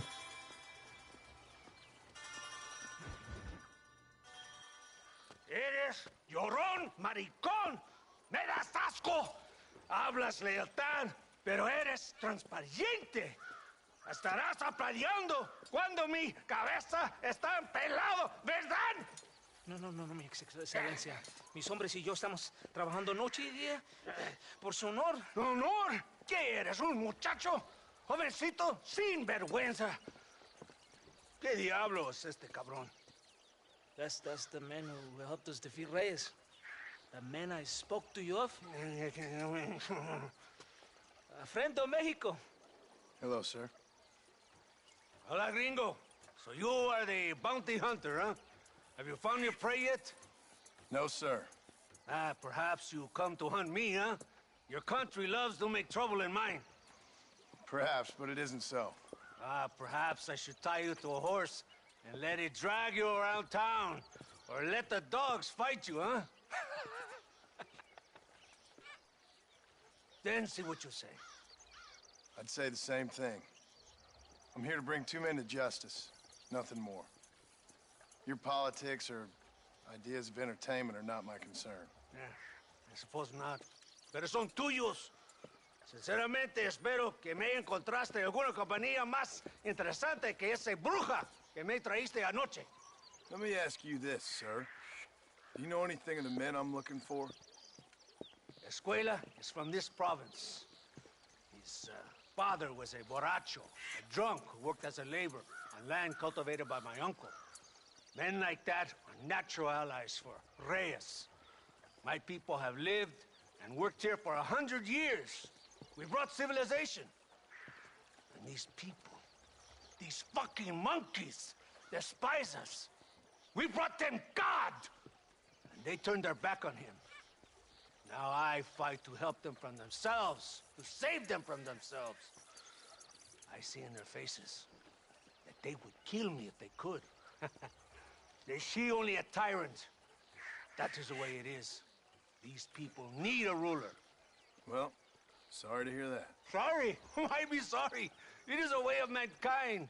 A fight between two forces. Que será, será. What will be, will be. But I know one thing, Senor Marston. Force, force, must be used if you're to have your own way. I'm sure. Now, perhaps you can do me a favor while I find these men for you. After we find the men, then I'll help in any way I can. You are in no position to negotiate. Now, por favor, a bunch of these idiots men are fighting at Tesoro Azul. Now you head there and you lend your support.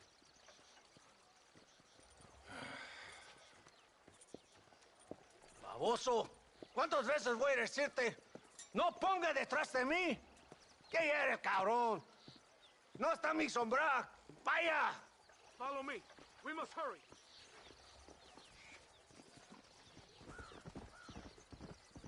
Come on. We don't have all day. Bubba. Hello. Alright. Let's go. I'm gonna leave this guy in the dust.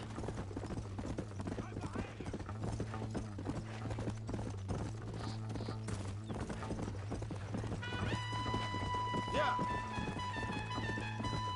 Come on.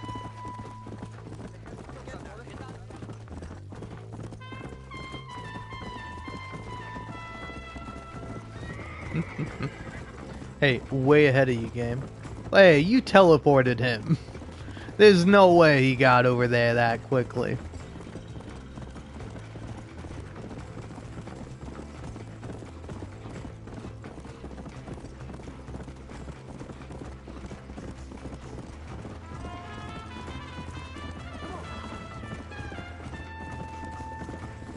Yeah, that's pretty funny. I think my dog was a bit of an airhead too. I don't know, honestly, I love the dog. He was great, but I hated how he would bark like all the time, and he was loud. He was a loud ass dog.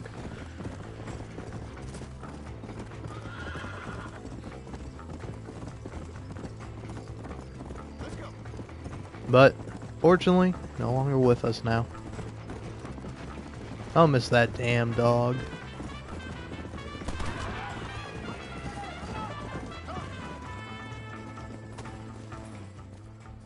Santa, ¿por qué tardaste tanto? ¿Y quién es este gringo? Nos debe un favor. Cada hombre ayuda. I hope you fight better than this little girl, gringo. Come, let's have some fun.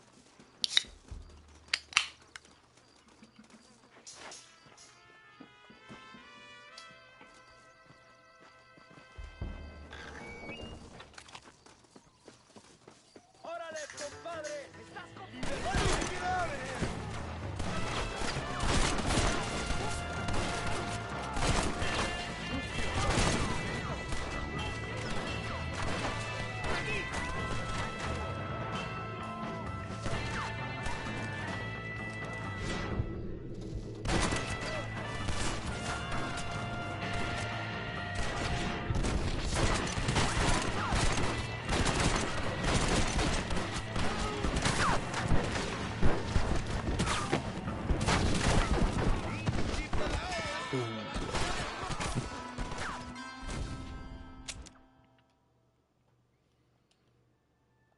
That's how it goes. The demon drink.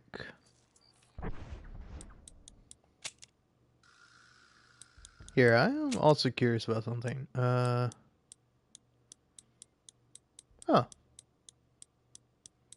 Is there really no, huh.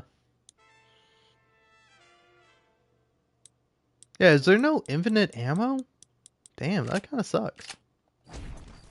I wish there was infinite ammo.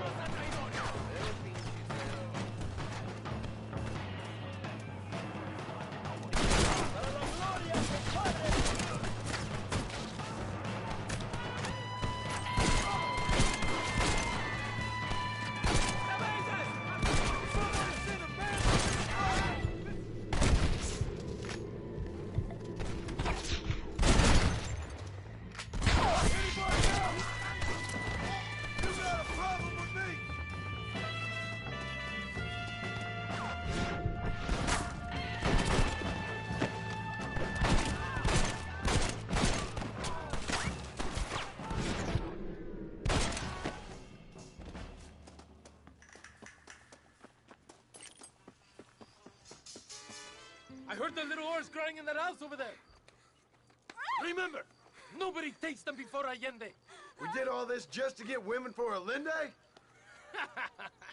No, that's just a bonus. This village is riddled with rebels. Make sure they don't have homes to come back to. There are fire bottles over there. Use them to burn down some of these houses. And what makes you think I'd do that? You want to find Javier Escuela, don't you? John, you're helping Mexico. Vámonos, muchachos. Buen trabajo. Also, something I noticed that actually, Rob Weedoff, the actor for John Marston, he talked about how more specifically with Javier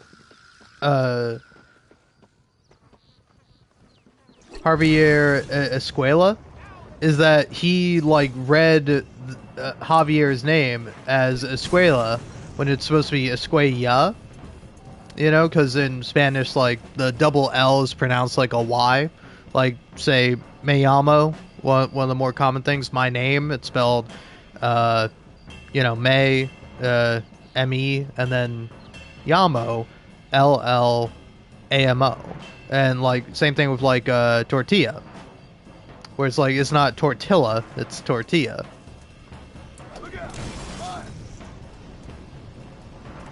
And I just noticed he also did that with Allende's name, where Isn't that beautiful? You really are pathetic. You need to relax. Come back to the villa and sample some of the new girls before they spoil. where it's even though everyone else is saying Allende, John says Allende. You did all this for Allende?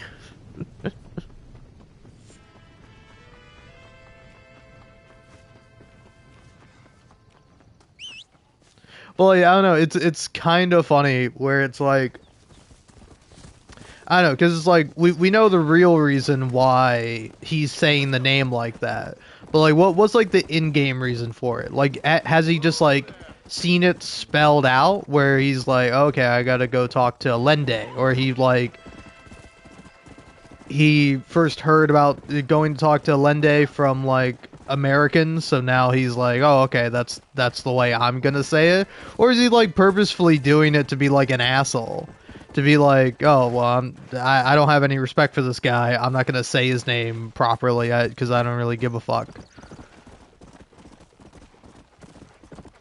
Or is it even just that that's just how he happens to say it, where he's just oh yeah, Allende. Well, he's not doing it intentionally. It's just kind of unconsciously that's how he says it in his head. That's how he reads it. So that's how he says it out loud.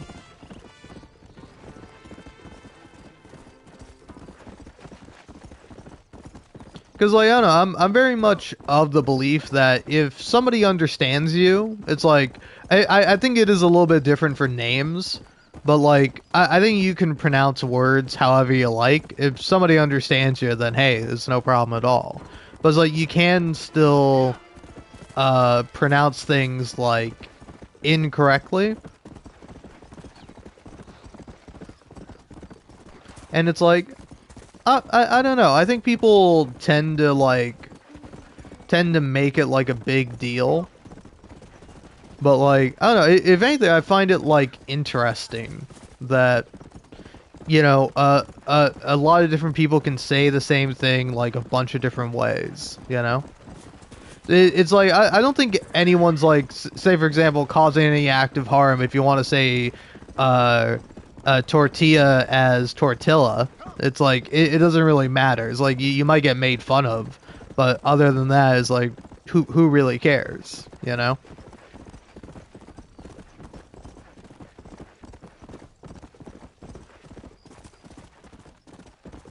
Because like, I don't know, I will say sometimes you do see this big like anti-American or English bias, whereas like somebody will say something and then there'll be like a non-English speaking person or a non-American person and being like, wow, I can't believe Americans can't say this thing right. It's like, fuck you, asshole. I don't expect you to say anything right.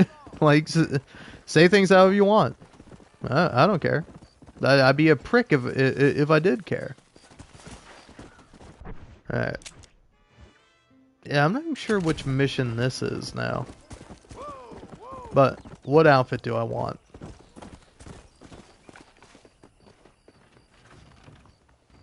Because, like, I do like this outfit, but I think it makes John look pretty weird.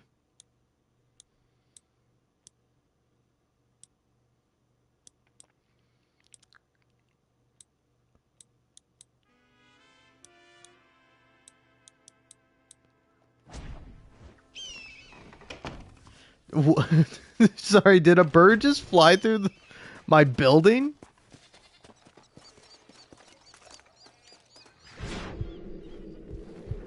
Sorry, but you're mine. Fuck you, hawk. That is a hawk, right?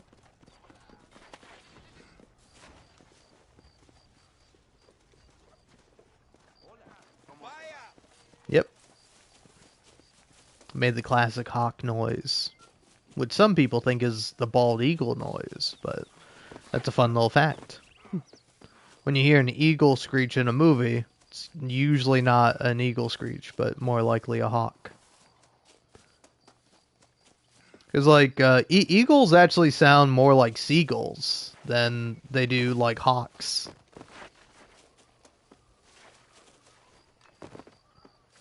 Which, like, I will say is a perfect little encapsulation of America. Is that our national bird doesn't sound as cool as it should, so we just, like, use a different animal's cry for it instead of its actual cry. It's like, what a funny little like encapsulation of America.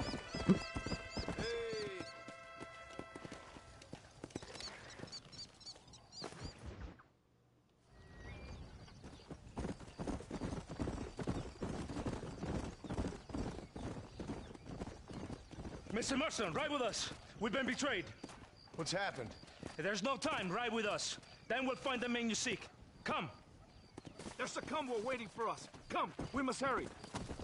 Let's go.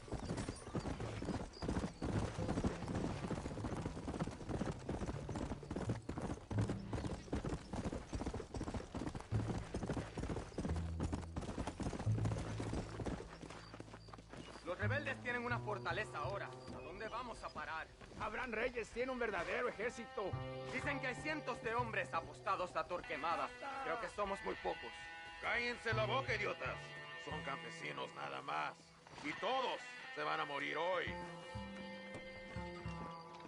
Captain Espinosa has set up camp at the base of the mesa. We will join forces with him there.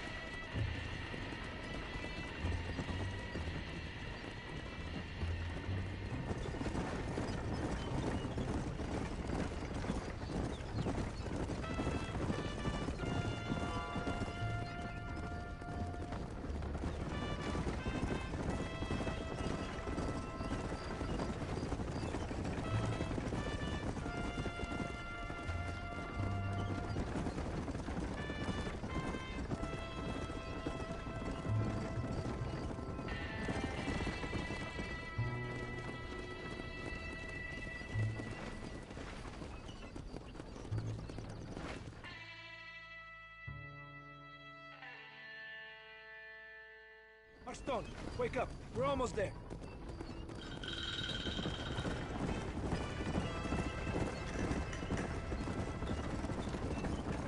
Stay alert. Something doesn't feel right. Vamos! Hold them off! We're not...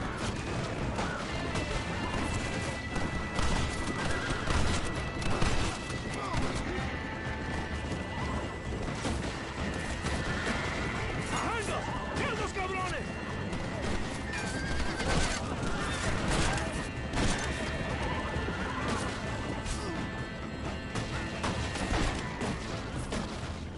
Let's see what mess that idiot Espinosa has made. Was he that deranged captain at Tesoro Azul? Is he leading this attack? Leading? Espinosa does not lead anything. I thought you was the same rank. He is an angry dog we let out to run sometimes. That is all. I'm in charge here.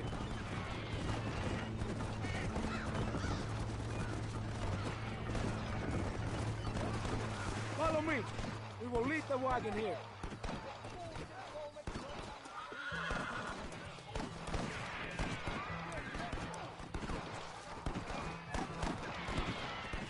¿Y dónde carajo están los otros que necesitamos?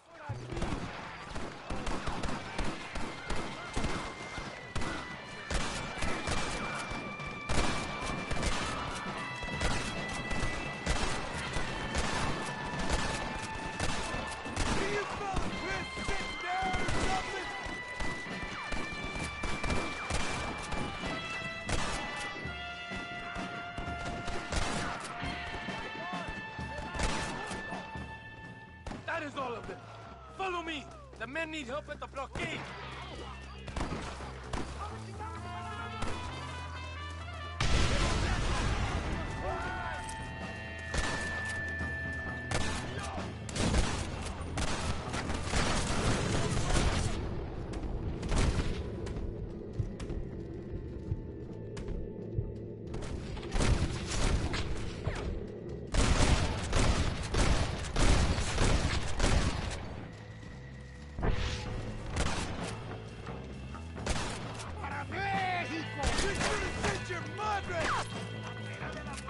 You wanted it this way, fellas.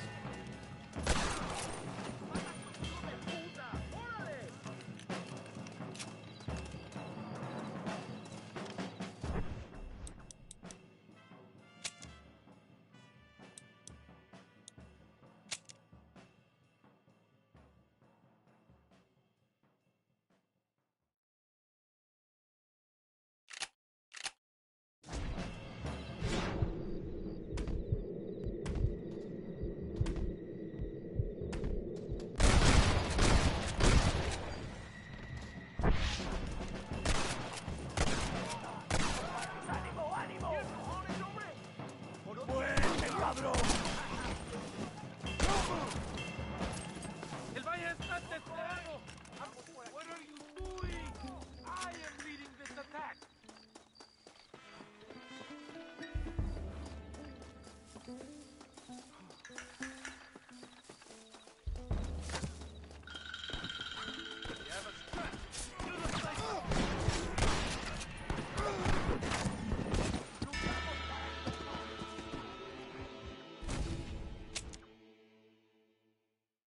The valley is clear. Adelante. Muevan.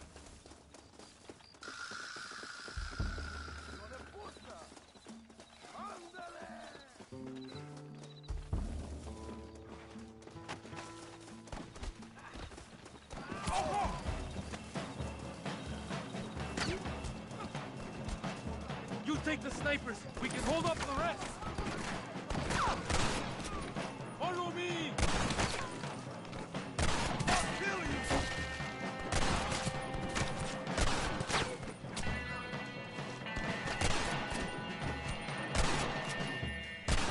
All the snipers are dead.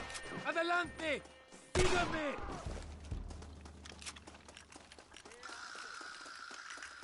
¿Quién me cubre?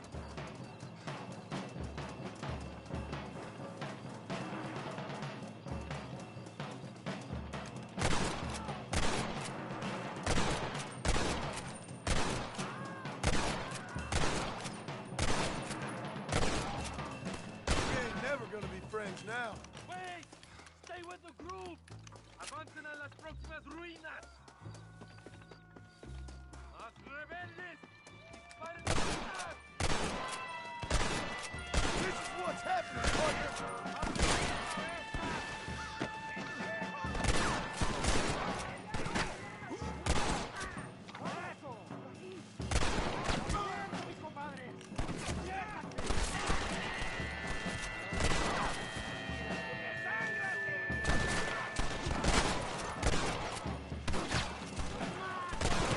¡No dejen ningún sobreviviente! ¡Cover me! ¡Hijo de puta!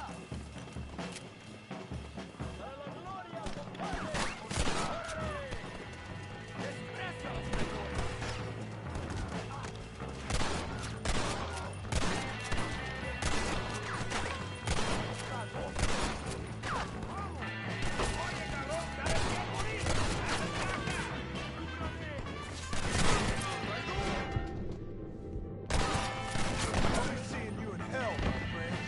¡Adentro, soldados! ¡Ringo, cover us!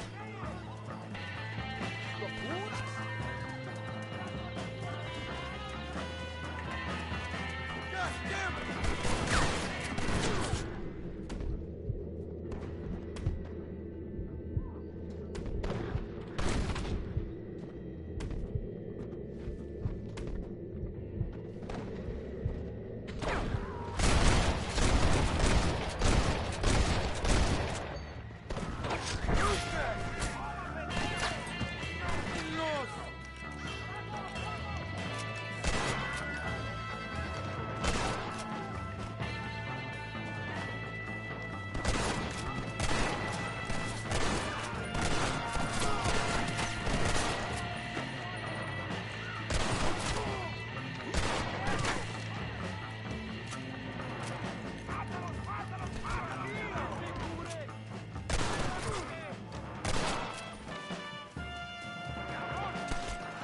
Guess things didn't go your way. ¡La victoria es nuestra, soldados! ¡Ustedes son todos héroes!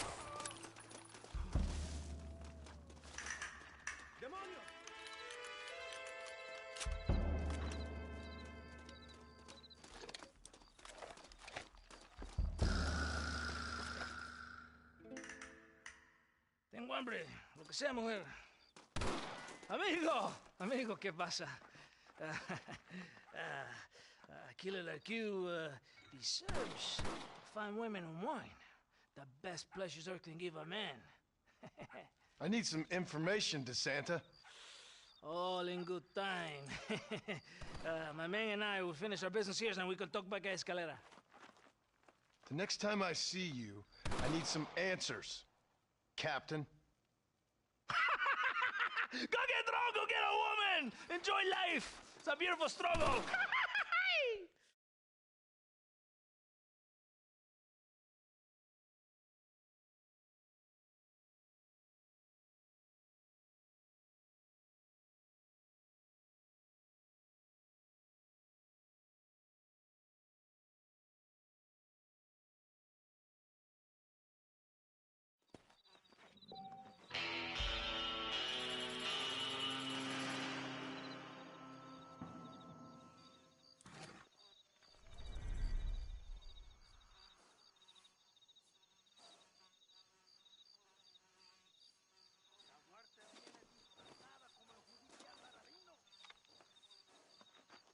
Buenas.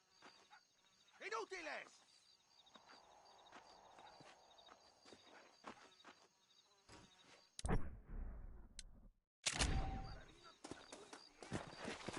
Yeah.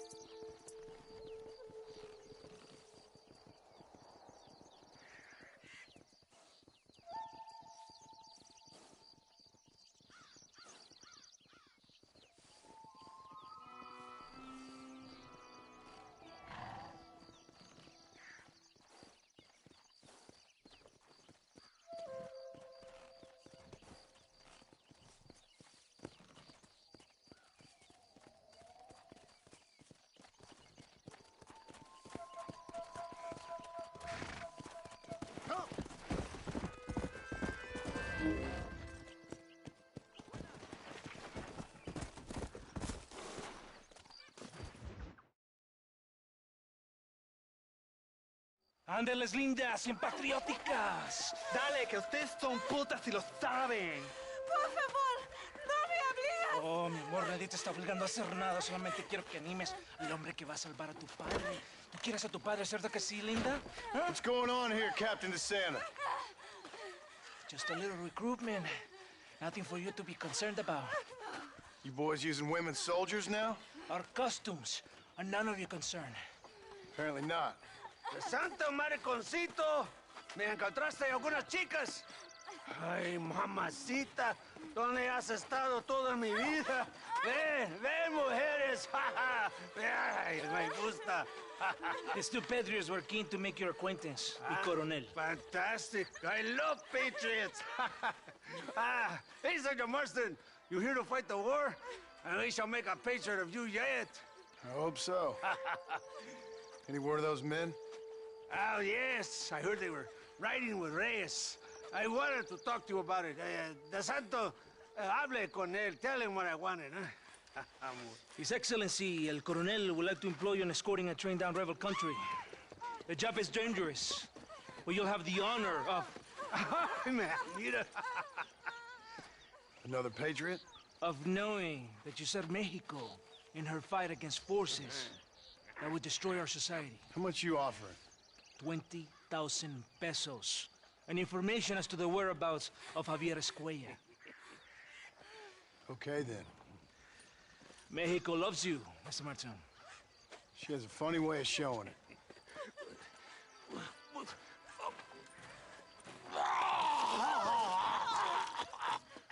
Hurry! We must go!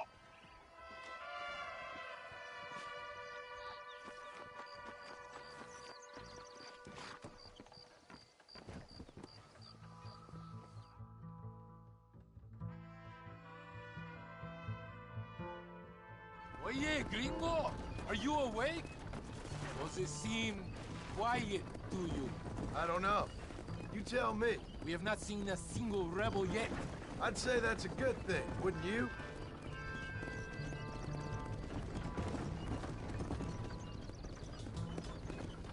¡Rebeldes! ¡Mátenlos! You want to stop doing that?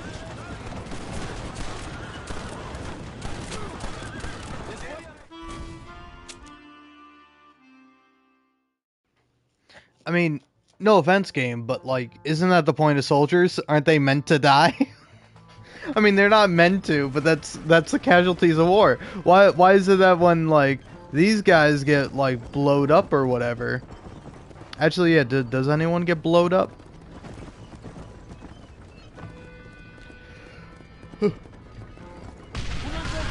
Yeah. See, when those guys get blowed up, the mission don't fail.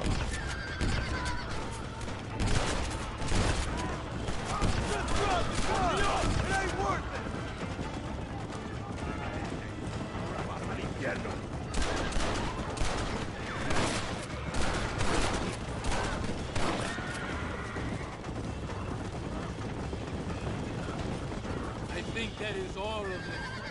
When did you fight?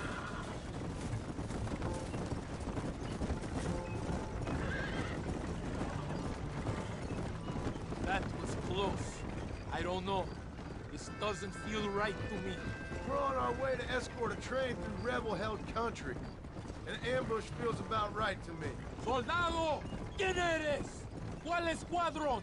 Somos nuevos reclutas, capitán. Es nuestra primera asignación. I knew I had not seen these men before. They are new recruits. In Escalera, people have been talking about the rebels planning a large attack. If these supplies are so important, why have we been given so few soldiers? Don't ask me. You're the captain. I thought you were supposed to be fearless. I am fearless, but not brainless. There is something wrong. I feel it. Maybe you just need to take a piss or something. The colonel told me that the Santa had praised my actions at Torquemada and called me a hero. He asked for me to be given this important assignment. Why would he do that? The cabron hates me. Yeah, but doesn't everybody hate you? Maybe we should turn back or wait for reinforcements. If Belende says he knows where Javier Escuela is, we're doing what he asks. another ambush!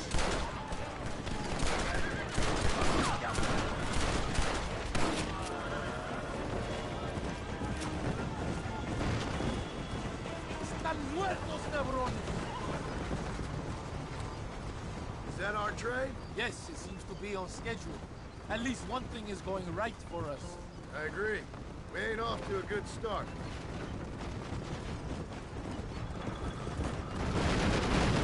You shoot well, Gringo.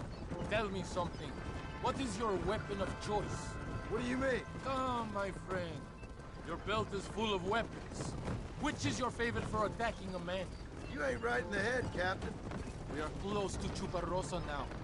I still have a bad feeling about this. Tell me, why are you here? What did they promise you? 20,000 pesos in Javier Escuela. That is a lot of promises. Do you know where Escuela is? You think I am going to tell you that before you have fulfilled your obligations? Do not take me for a fool. I've given you no reason not to trust me. You must understand why we are suspicious of you. Most American vigilantes come here to help the rebels. It is strange you have chosen to work for the army. I'm not working for you. How many times do I have to say this? Call it what you want, Gringo. We are exchanging favors then. I ain't seen many favors come my way yet. Abraham Reyes is trying hard to recruit gringos to fight for him. His propaganda is everywhere. He promises women, gold, and, of course, you come. Money and the chance to interfere in business that is not your own. How can any American resist? I've done everything you've asked of me. If Allende doesn't give me Escuela and Williamson after this,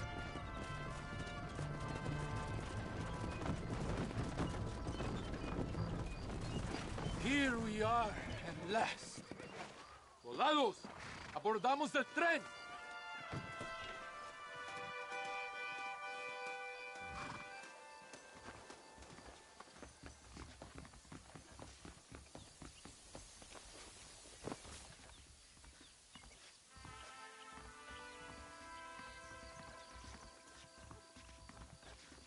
I do not think we have seen the last of the rebels. New recruits can't win a fight like this. I need you to man the Gatling gun. I ain't the soldier here, Captain. Do not question me, gringo. Just do as I say. ¡Ándale! ¡Ojos abiertos! Take your position now!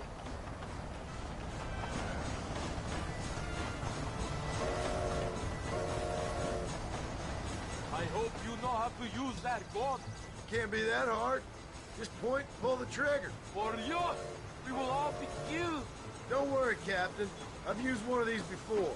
For a cold-hearted killer, you're an anxious son of a bitch, ain't you? We have already been ambushed. Our squad is made up of new recruits and the two men that Santa hates the most. I think it is right to be anxious. Yeah, well, I wasn't exactly expecting a pleasant picnic by the seaside myself.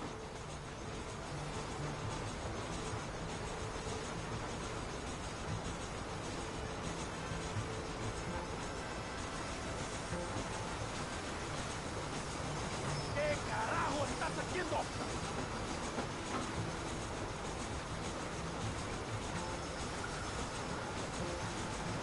Over there! It's the rebels!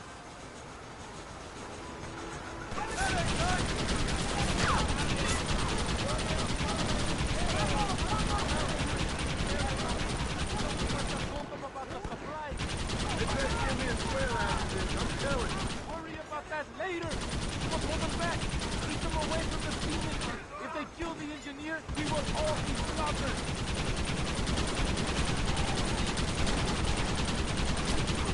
We cannot let them kill the driver!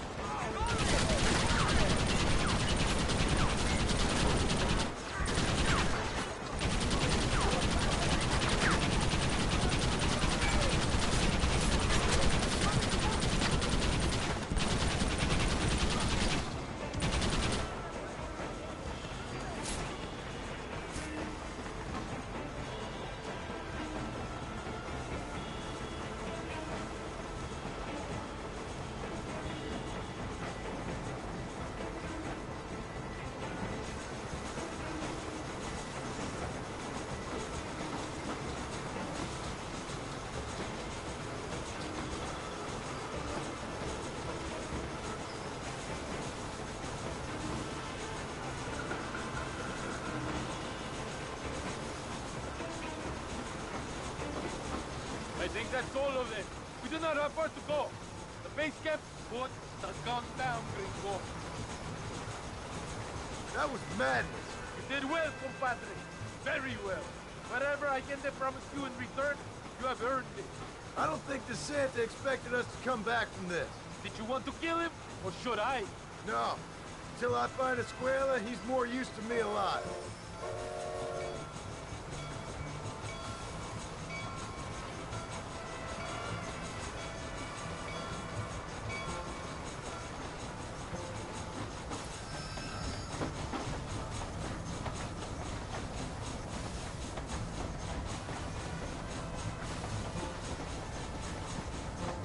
Here we are.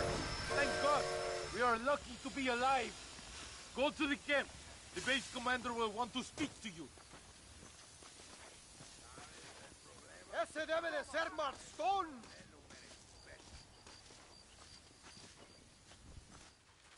Senor Marston, thank you for your efforts. The escort was a success. At least some of your men survived. I didn't think to survive myself. My whole life I have dreamed of a glorious death. Vamos.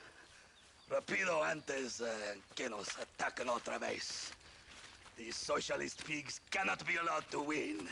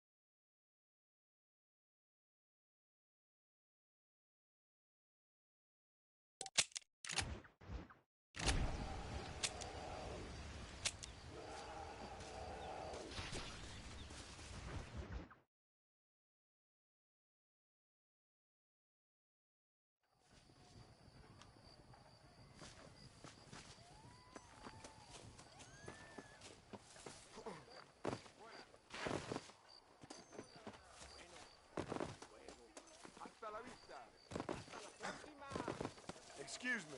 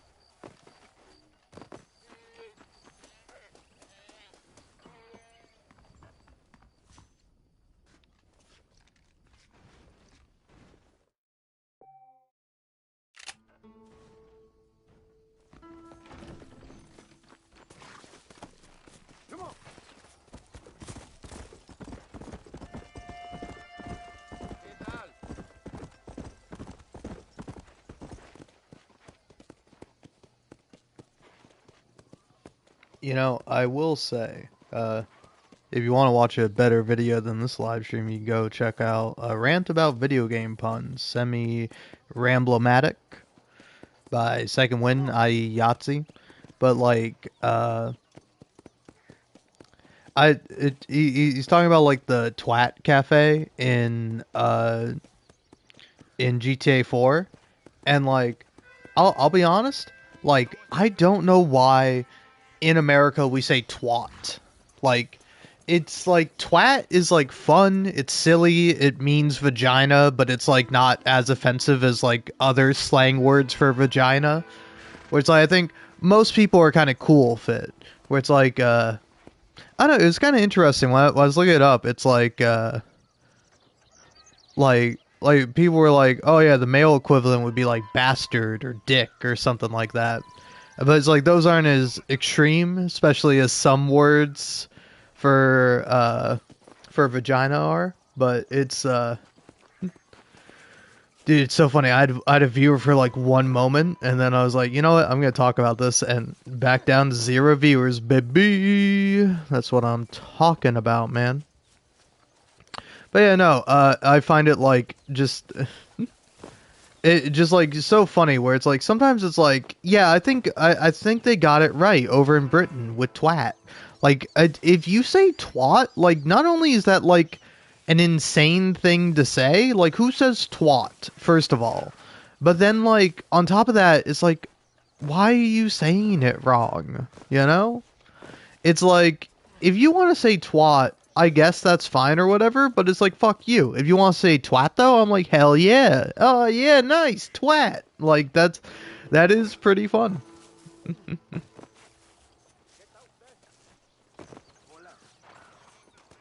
Yeah, anyway, let's go talk to DeSanta. Michael DeSanta? No, different DeSanta. Marston! Good news, good news. The Coronel himself wants to speak to you. Come. Dámelo, dámelo, besito, besita. Don't be so conventional. Look at that ass, huh? Magnificent. I'll save her for later, or I'll kill her and all her family. They're probably rebels anyway, huh? Anyways, it's good to see you, amigo. Good to see you. You know, you are a rare find. A gringo, who is also a friend of our country. Bienvenido. We welcome you. Okay. Relax, relax. I have some wonderful news for you. Quite wonderful, in fact. You know the men you hunt? They have been captured in Chuparosa. I want you and DeSanta to ride out there, and then you can take possession of them. It is my gift to you for all your help, senor. Although part of me wishes that you would remain here and enjoy more of our hospitality, huh? Thank you. If it's all the same, I'd like to collect the men. I have a wife and son at home whom I miss. Don't we all, amigo? Don't we all? DeSanta, I want you to take care of Senor Marston. Vámonos, cabrón, go! Adelante! Mi amor! Mi amor! Come, my friend. It is time to bring these men to justice.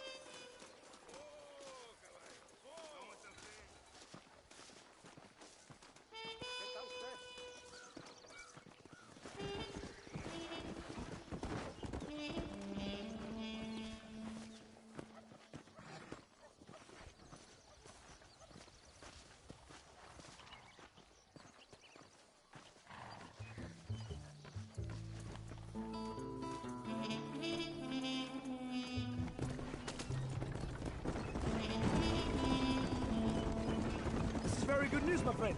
And I say the Colonel will find these men for you. For your sake, you best be telling the truth. You have my word. After that trick you pulled on me with the munitions train, I ain't sure that means very much. You have Espinosa to blame for that. Come now, John. After everything we've been through, I think we can trust each other, don't you?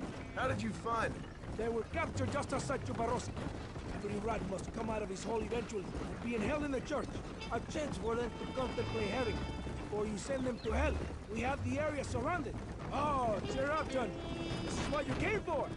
You're so tense all the time. Come, let's have some fun. A little competition with my soldiers to see who's the best shot. What do you say? Anything's better than talking to you. Ah, excelente. Okay, each man gets 5 shots at the local wildlife. Whoever kills the most, I will give $25. Carlitos, tú primero. No tienes ninguna posibilidad. Soy el mejor tirador en todo Nuevo Paraíso.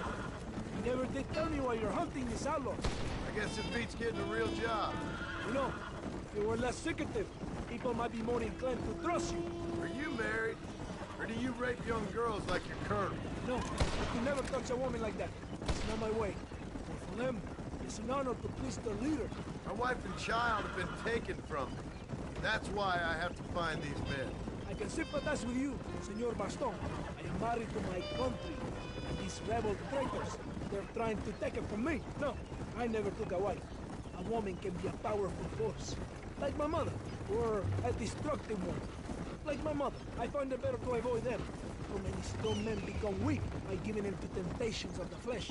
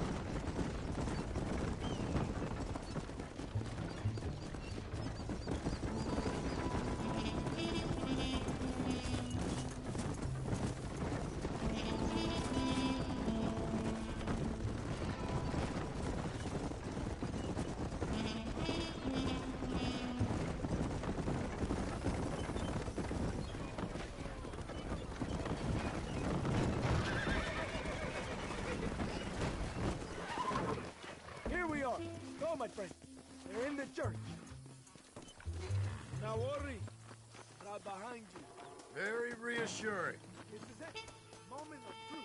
Why are they in the church?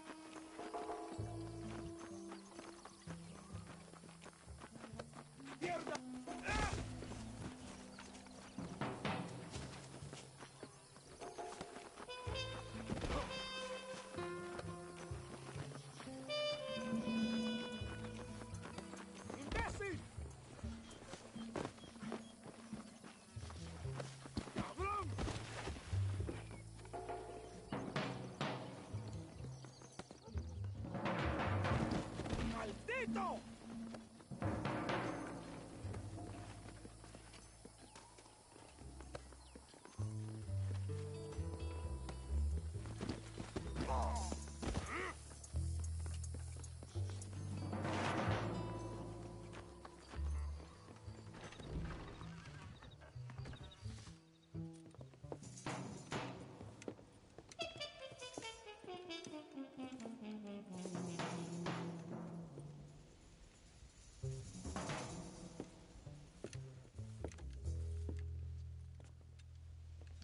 Mr. Marston.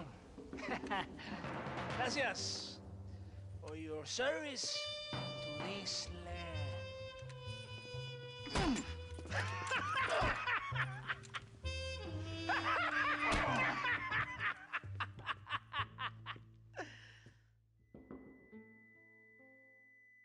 ¡Levanten esta pizza, mierda! ¡Levántenlo! Marston, hey, Marston. You have betrayed this land enough. I hope you have a clear conscience, because you're about to meet God.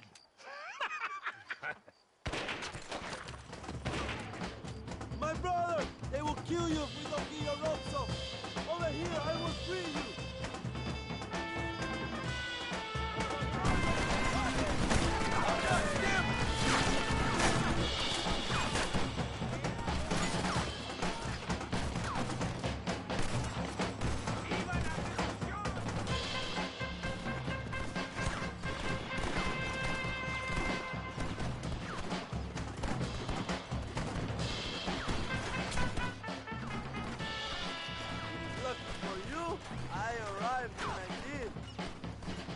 We're even then. Now find your weapons and fight these dogs!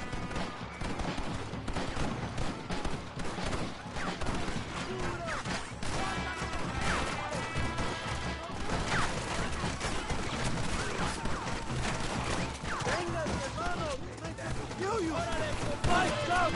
This is your chance for revenge!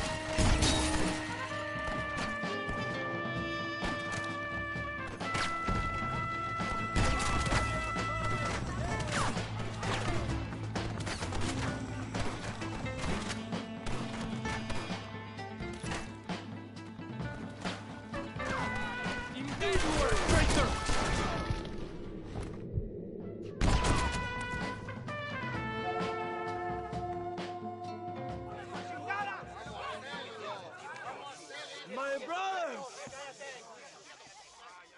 Today, we have proven that the days of this evil regime are numbered. Soon, we shall be free, living together in a noble republic, justly ruled by fine men. But,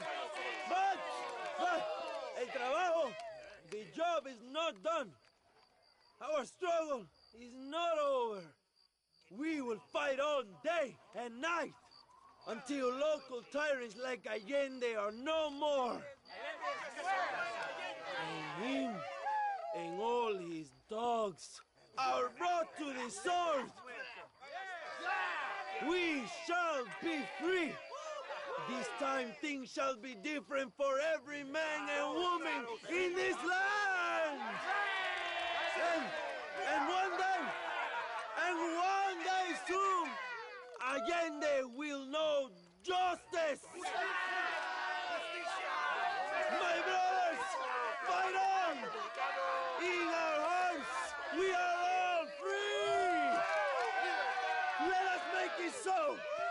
¡Viva la revolución! ¡Viva México! ¡México! ¡México! ¡México! ¡México! ¡México!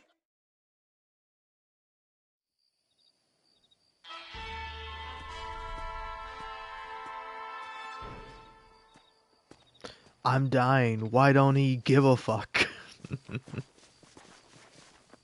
I'm kidding. We all know why John Marston doesn't give a fuck. It's because he doesn't. He's here for his family. I don't know. It is really funny that, like, he's, like, incredibly incredulous about, like, why are these guys in the church? But he still, like, trusts them enough, and then like walks in there and gets himself like knocked out and captured. It's pretty funny.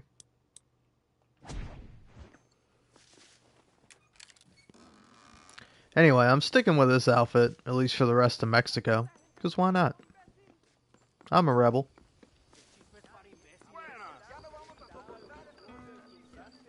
I do kind of want to play a little bit of blackjack. Yeah, hold on. Is this an advantageous side to be on? That's more like it. Yeah, it is. Carajo, qué borracho me he quedado. ¡Te mato! Okay.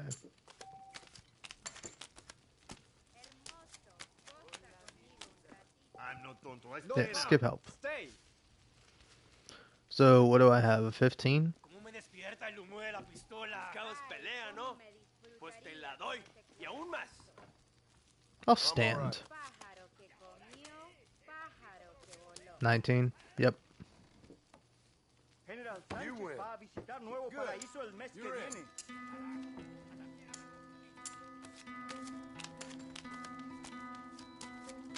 Hey, good for that guy. Blackjack.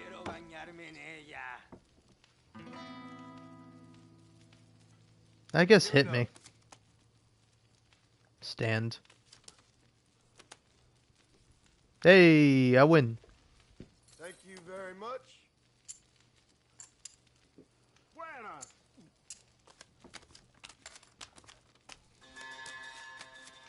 Dude, what is with this motherfucker hitting blackjack? Oh no, that's not blackjack. He is a king. Okay. Insurance bet. Sure, why not?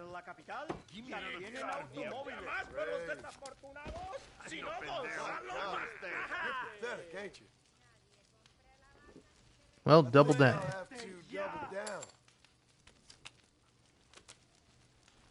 Damn, man. Whatever, I lost so much money. I'm out of here.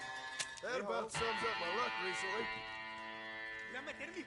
I prefer Liar's Dice anyway, because it's incredibly easy in this game. I don't like it because it's easy, I like it because Liar's Dice is fun, but upon playing Liar's Dice, I'm like, oh shit, this is incredibly easy.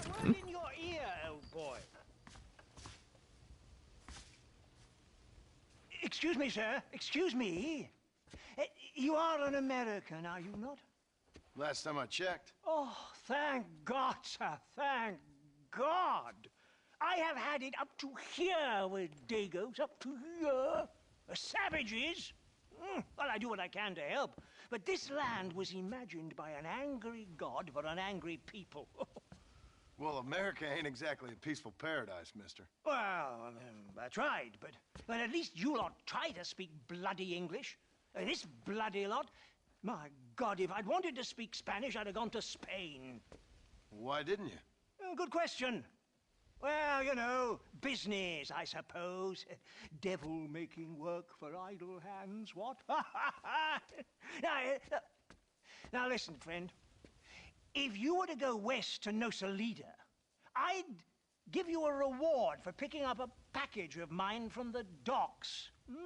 There's some fighting broken out there. It seems like it's more your kind of thing. Why would I want to do something like that? Oh, you Americans are all the same, obsessed with bloody money. Well, I will pay you, sir. I will give you a buck. Name's Tollitz, sir. Uriah Tollitz. They'll know of me in Nosalida. How much? Plenty, sir, plenty. You will take it and give it to the foreman of the estate at El Matadoro. He'll be expecting it. Try to give those Dagos hell, what? That's a fine fellow.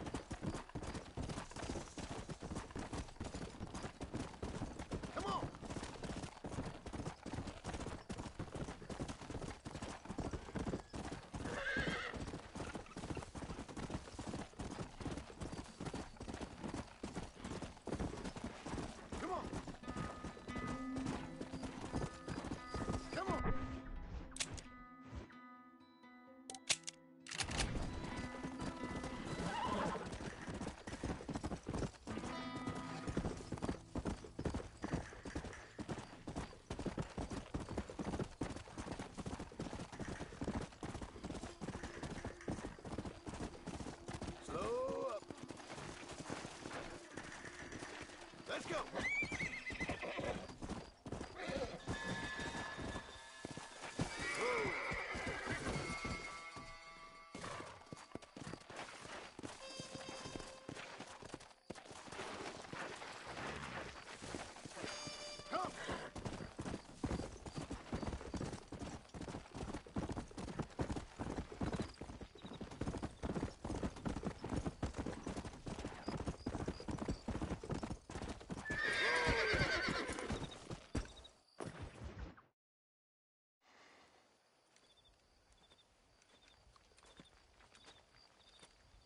Hey, señor.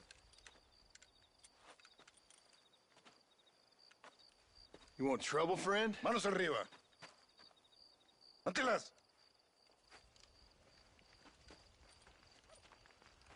Tranquilo. Tranquilo, amigo. Tranquilo. Ya lo tengo. Muévase, cabrón.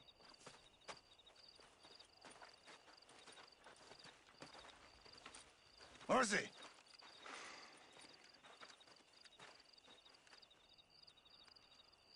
El mundo es muy difícil. Tenemos que jugarlo bien.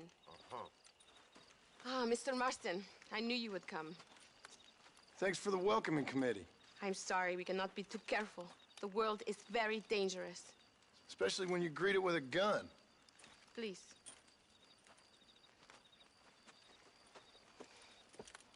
Mr. Marston, my father was killed yesterday. The army found him and accused him of treason. They cut out his heart and fed it to their dogs. Allende did this. Then he took the honor of 2 young girls. I'm sorry to hear that, Luisa. My father must not die in vain. His death must mean something. It'll mean that war is brutal and unnecessary and good people die. And that's all it will mean. That is not enough. Well, you know I'll do whatever I can, but I have problems of my own. We all have problems. This is about the people. My father died for his people. For these men and for millions like them, that they may be free. While there are guns and money, there won't be any freedom, Luisa. Mr. Marston, the movement is on the brink of great victory. Allende knows this and has sent for reinforcements. Abraham Reyes asked personally that you stop them reaching Escalera. They are coming by the old trail. You must ambush them. I have my own family to worry about. Mr. Marston, I have lost my father. My mother is in the United States. My sister has fled. I have no family. Just because. Please. Good actions make you a good man. Then I'm doomed. But I will help you, out of respect for your loss. Thank you, Mr. Marston. Thank you. Let's go. We do not have much time to prepare the ambush.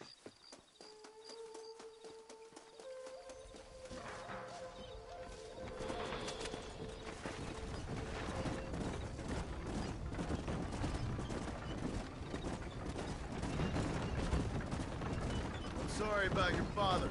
His death must not be in vain. Now we shall fight even harder to win power for Abraham. I admire your devotion. He is a true revolutionary. A man who puts the needs of others before his own. A man who fights out of love rather than hate. But you know this already. I heard about the battle at Chuparosa. How he killed nearly 100 soldiers to save your life. It'll go down in legend. I'm sure of that. Can I trust you, Mr. Marston? In what way? You have done so much for me and my family. But I still can't forgive you for helping Allende. For what you did to the rebels. I'm here for 2 men, that's it. Not to take sides. And certainly not to fight a war that isn't mine. It makes no sense. You make a choice by not making a choice, you know. Allende betrayed me. I saw him do bad things. Things that disgust even me. Allende es pura maldad. One day I will cut his heart out. But me, you, him, we're all shooting people. Don't really seem like we're so very different. The difference is why, Mr. Marston. The ideals we hold, there can never be revolution without blood. Until people forget what they're shooting for and just enjoy killing for its own sake. You Americans forget too quickly. That is the problem. If it wasn't for your revolution, we would still be making tea for the English. At least we knew where we stood. It's more difficult to understand why your own people treat you like shit. It is the same here. We fought off the Spanish. We fought off the French. We even fought off the Americans. Finally, Mexico won its independence, and all we've done since then is fight each other. At least you're keeping up tradition. It will end when Abraham takes control. When the Spanish left, we renamed this province Nuevo Paraíso, New Paradise. One day, it will live up to its name.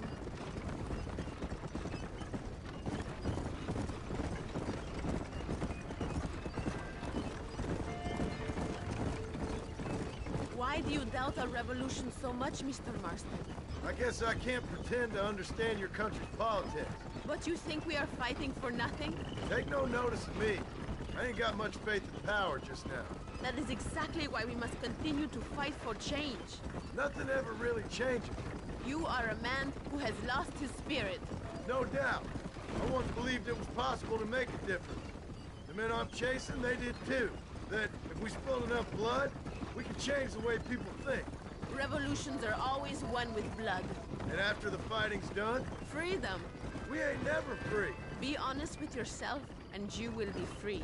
That must be what I've been getting wrong all these years.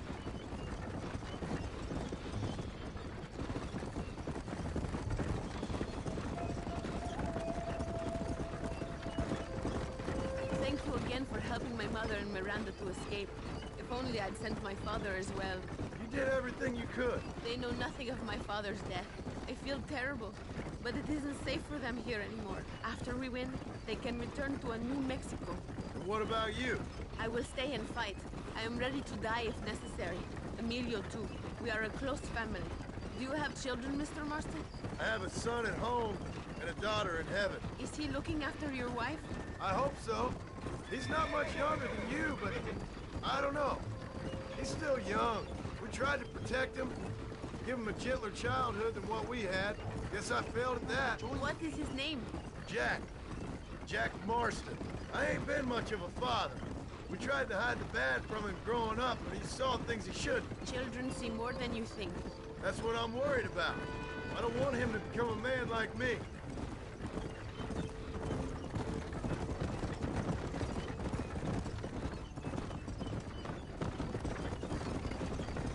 It is not far now. The army convoy will be coming from the east. We going to steal their supplies? No, destroy them and kill everyone. Abraham wants to send a message. Do you have experience with explosives? A little. It's been a long time. Good, because we do not. You will man the detonator. My men are waiting there for us. They will also need your help setting up the dynamite. I'll do my best. We will do this for my father, John.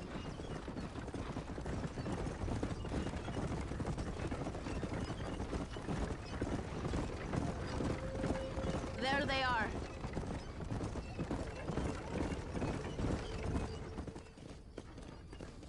These men will help you rig dynamite on the road.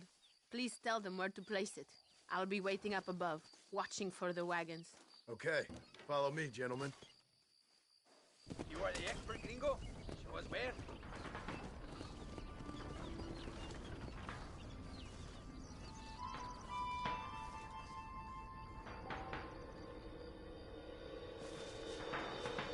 Very one right here. Another one here. Here.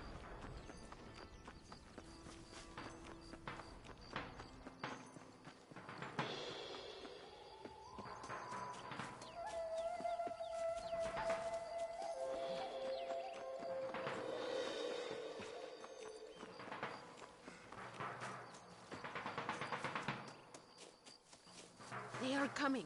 Get ready, John. Abraham is counting on us. We cannot disappoint him. Look, they are coming.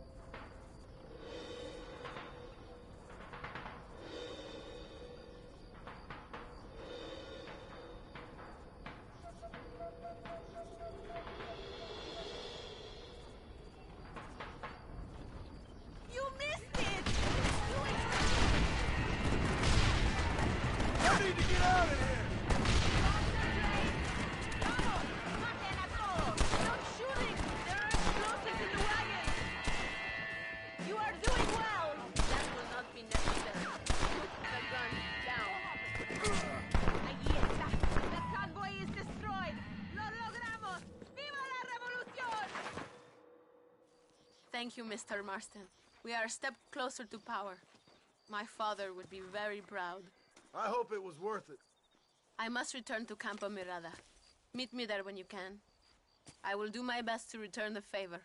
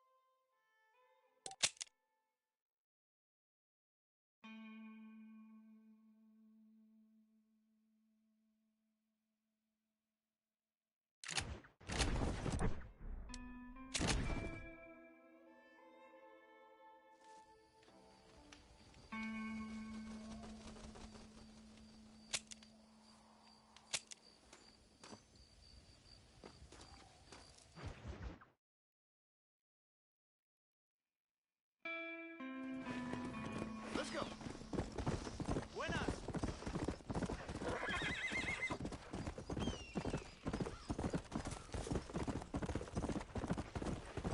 Whoa. Let's go.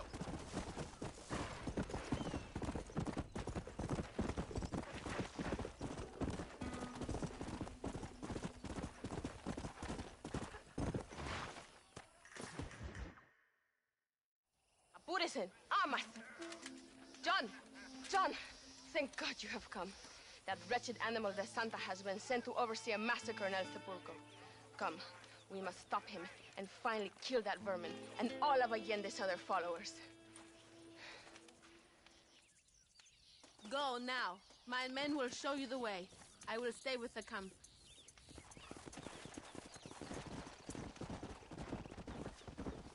Good luck!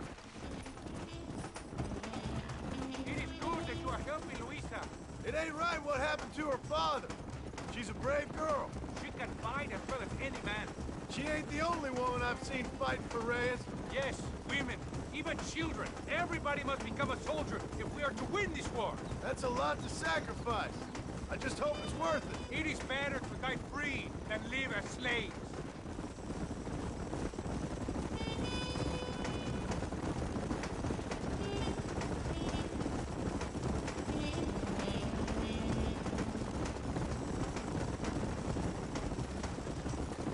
Were you a soldier once, compadre? A soldier? No, I was never much good at taking orders. So where did you learn about explosives? I guess some banks ain't easy to get into on weekends. Wait! We should stay together! It was impressive what you did at the bridge, destroying that convoy. The army is getting weaker by the day. I'm sure there's more supplies where those came from. We will destroy those too? Allende is scared and making mistakes. We are closer to victory than you think.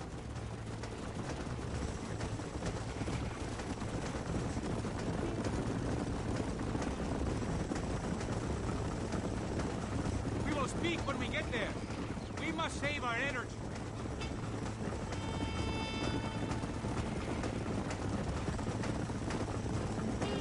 El Sepulcro is just up ahead. All right. Tell your men not to open fire till I make a move. We don't want to give them a chance to escape. And leave DeSanta to me. I need him alive. We will wait for your lead, señor. En el nombre del gobierno provincial del coronel Allende y del Estado de este país, te condeno a muerte por traición. ¿Tienes algunas últimas palabras? No. Come on, quick!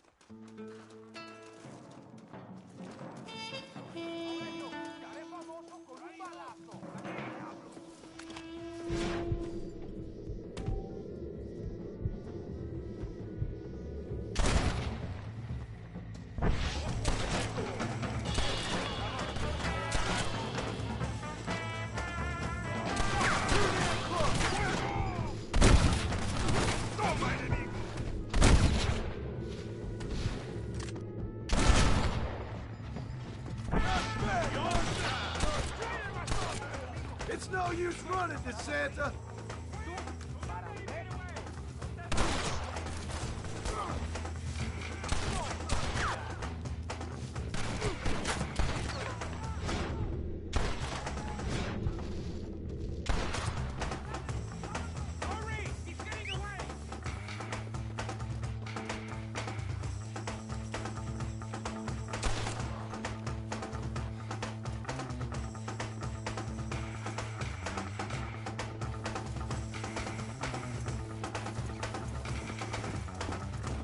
Where?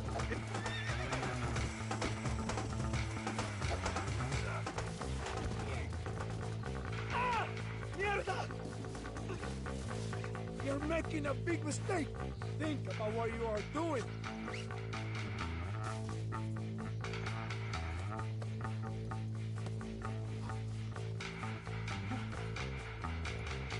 If you kill me, we'll have the entire Mexican army after you.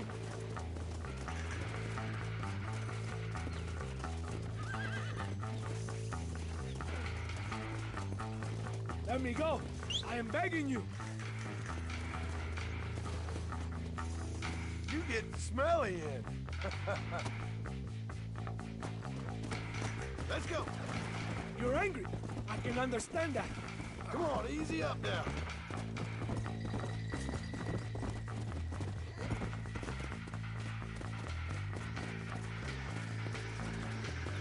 Yata!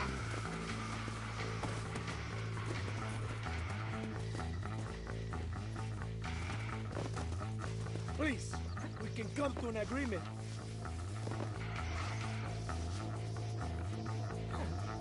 Por Dios! My men will kill you.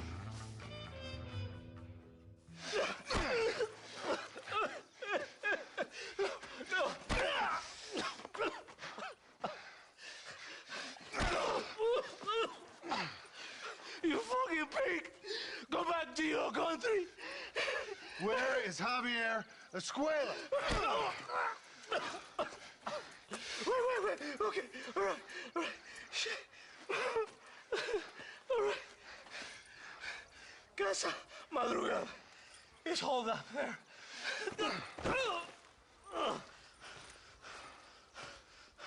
Now hurry up and kill me. Or just let me go, okay? Can we kill this piece of shit now, senor? Or would you like the pleasure yourself? You are the better man. Now we're even, Captain. Sí! Viva Abraham Reyes! It is done. Come on. Now we find your friend. There is no time to stop. Let's go.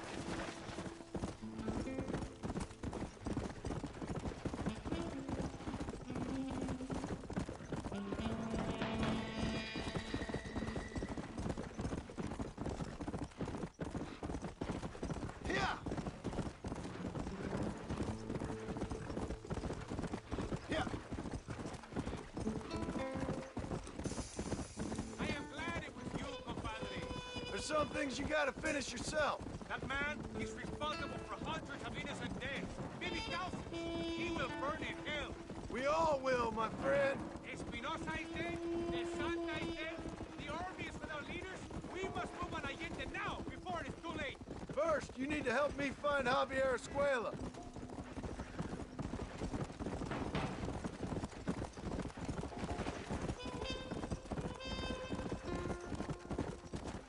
Why are you looking for Javier Escuela? This place is deserted. Is it always this quiet? ¡Ahora mismo! ¡No! ¡It is a trap!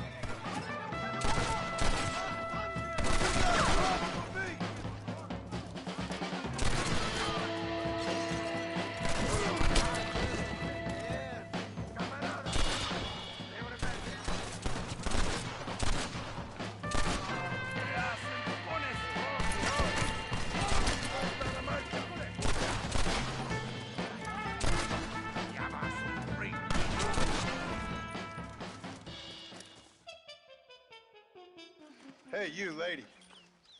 Where's Javier Escuela? Javier Escuela. He hasn't been seen around here in months. You shut up this place for him, huh? I wouldn't spit on him if he was on fire. I don't blame you. But Captain DeSanta said he was here. And you believe him? You must be more stupid than you look. Go shoot up someplace else.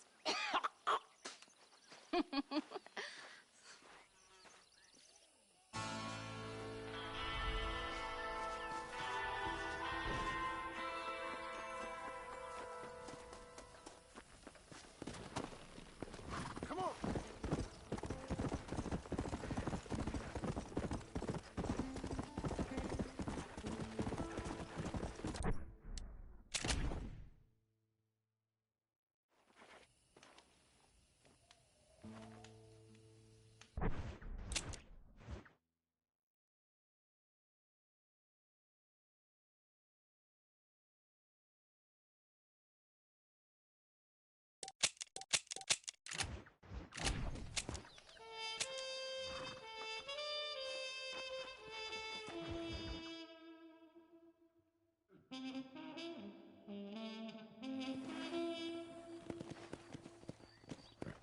Come on!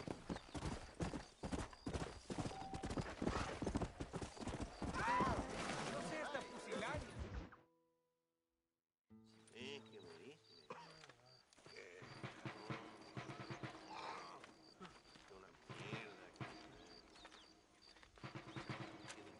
Tenemos que movilizar fuerzas en el extremo sur de la llanura para que los flancos del este y el oeste Where sean... is Abraham Reyes? Here, amigo! Here! Well, look who it is. The American bandit turned bounty hunter who is about to win the Mexican Revolution. I don't know about that, mister. No, but I do, Mr. John Marston, I do. A man like you, or me, with just a few such men, I tell you I could rule the entire country. Hey, hermanos unidos! Set my people free! Libre Mexico! Libre Mexico! Viva la revolución! Their energy is like food to me. I feel I was sent for them and they were sent to me. Good for you. When I rule these people, I shall be fair and judicious and wise. How so, you ask? Very simple. I know these people. I know this land. In short, I can make them better. It must be pleasant to be a man so at one with his destiny. Ay, Dios mío, I don't do it for myself, John Marston. I do it for my people. Well, exactly.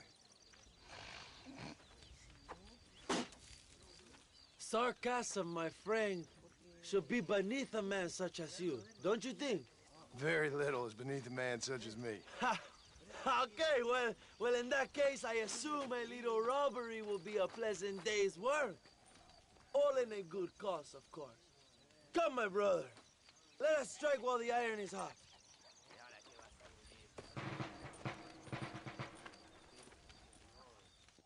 Follow me. We must hurry.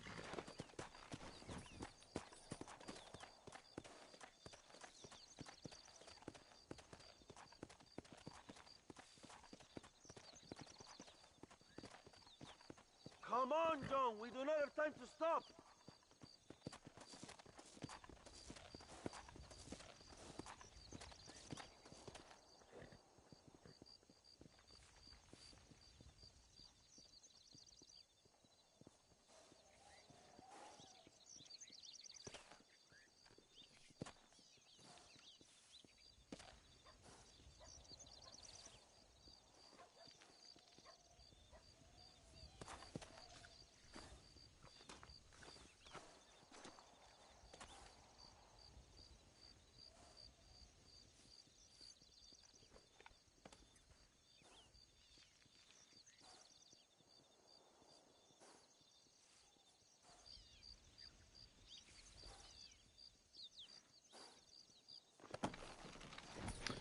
Now that's a pretty goddamn sky.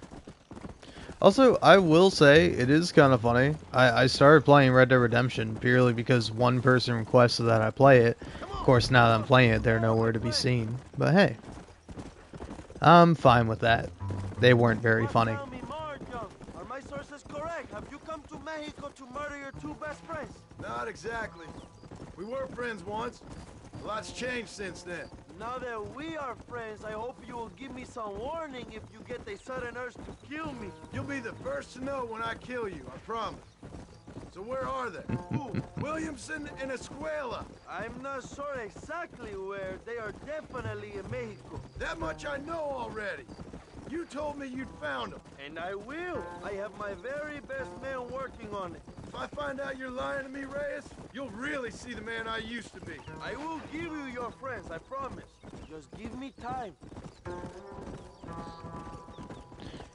But yeah, anyway, now at this point, I'm kind of like, I want to beat Red Dead Redemption just for like sport. Under a fella called Dutch. We were all bad kids. Lost, angry, and forgotten. He kind of saved us. And turned you into criminals. Dutch didn't see us that way. We robbed banks, stole from the rich, and we gave the money to people who needed it more. So he was a revolutionary too, like me. I suppose. He saw that the system of power was rotten, that good people had been crushed for too long, and he believed that change could only succeed if it was brutal and relentless. Make America what he felt it was supposed to be. I like the sound of this man, Dutch. Another violent idealist. Where's he now? I don't know. But I gotta find him once I'm done with them two. In the end, he went insane. Lost faith in everything. And everyone. You have quite a story, John Marston. I really am a little jealous. Jealous? Of his poetic potential, I mean. He would make an excellent corrido. A bullfight? No, mi hermano. That is a corrida. No, a corrido is as Mexican as Mexico itself. A song, a poem, a story, a ballad. A musical tribute to a heroic man and their great deeds. There are over 100 written about me. Remind me to stay away from men with guitars. In a country where most people cannot read the newspaper, song is a powerful means of communication. We do what we can to battle the lies and propaganda of the government. I know. I've seen your poster. In the capital, they are already talking about my legendary escape from El Presidio, how I fought off 1,000 Mexican soldiers with my bare hands. Finally, the people have the truth. I have to know, what did you think of Agustin Allende, Young? I saw enough to know he ain't a good man. It is bad enough he beats the people he swore to protect, but it is worse that he enjoys it. Something must have made him that way. Cowardice made him that way, my friend. That and Sanchez, of course. Who? General Ignacio Sanchez, our country's kind and generous dictator. Everything comes from him. It is like a father who beats his son, and then his son takes his dog outside and rapes him. That's a very specific example, Abraham. Allende es una marioneta. How do you say, a puppet? Everything he does is controlled by Sanchez. In America, they told us Sanchez was making things better here. Pinche propaganda. He talks about economic reform, about how this is a new golden age for Mexican people. Not far now. Chuparosa is just up ahead. We must hurry. The train will be leaving soon. What's on that train that's so important? I received information that the army is transporting a vast quantity of supplies to distribute to their forces. Do we have a plan? I will explain when we get there, but those supplies won't be arriving. I figured as much. Today, Allende will pay a high price for his treason. I gotta say, man, the writing is so sharp in this game. Like, it's kind of crazy after like 15 years. The writing still holds up. Yeah, wait, when this game come out? Came out in like October, right? Yeah, May 18th. So listen, this train is Damn, full I with missed it. valuable supplies we need. Oh well. It's also filled with government troops. We'll set off a very loud distraction. You can board the train, and then you can disconnect the army cars, huh? Okay. Okay, but listen, we've got to get this done before the train rolls out of the station. You make it sound so easy. Well, did I not promise you fun times, amigo? Eh? There are too many soldiers. We must surprise them. Here, take this knife. You can use it to kill the guards quietly. Wait until I distract them. Then get on that train as fast as you can, John. Good luck. Give me some time to get their attention. Suave. Manden mis saludos a Allende, pendejo.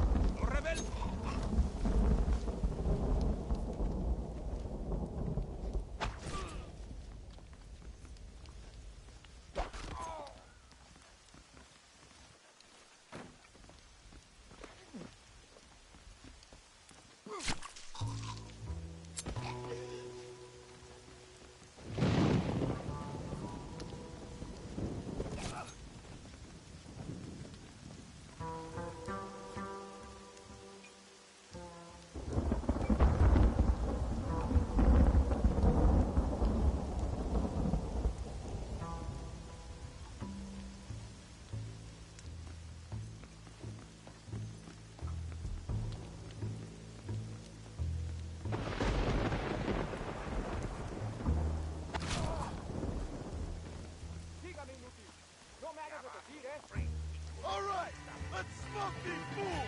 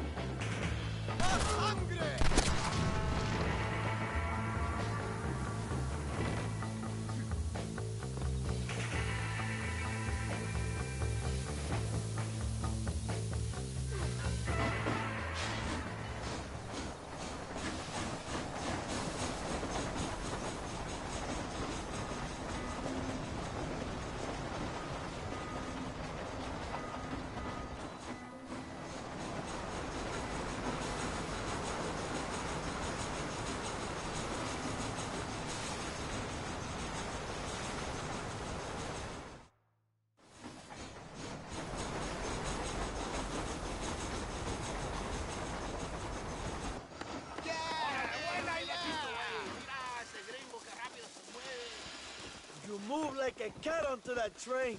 Magnificent. Go ahead and blow the armored car and take whatever you need, my brother. Vámonos. Come on, John. Get those explosives. We must hurry.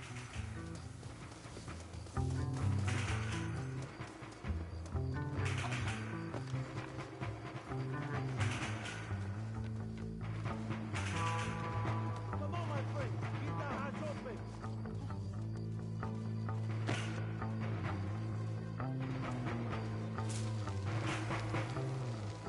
Move it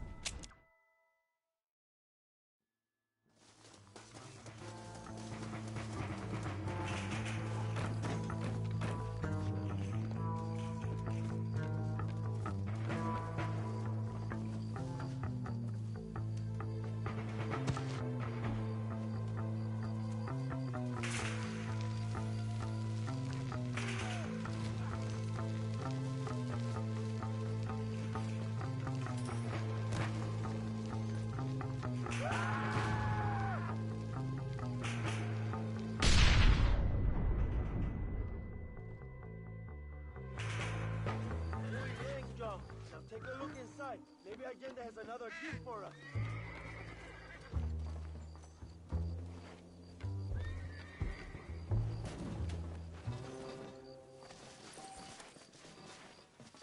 Don't think you'll be wanting this no more, friend.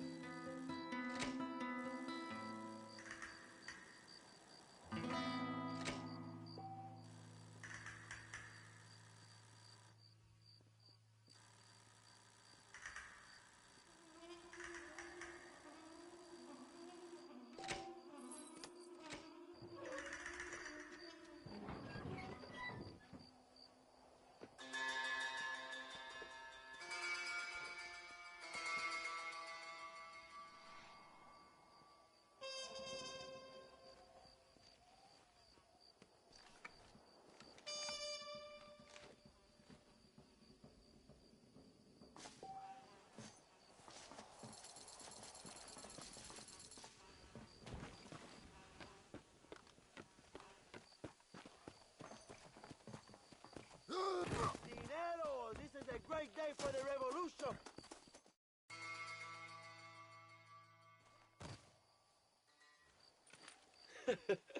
Not a bad day of robbing the establishment to give to the poor, eh, Mr. Marston? Very noble, I'm sure, but I need to know where Williamson and Escuela are holed up. All in good time, amigo. I'm off to deliver these goods. I'll see you back at the ranch. Oh, my spies tell me they soon will have the information you need.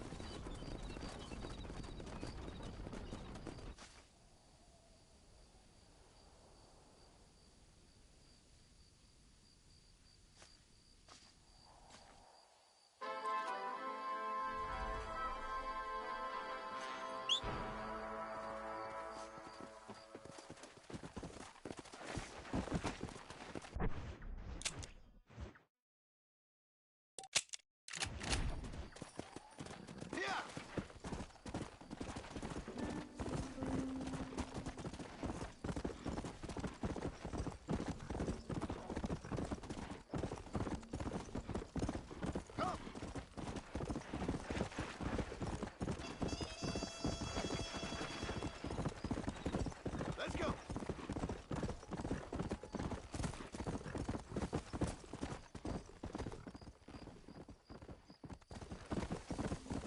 Yeah!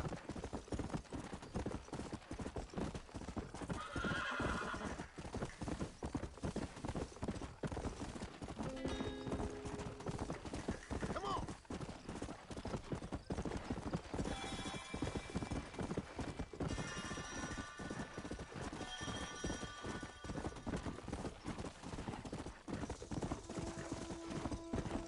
Come on! Let's go!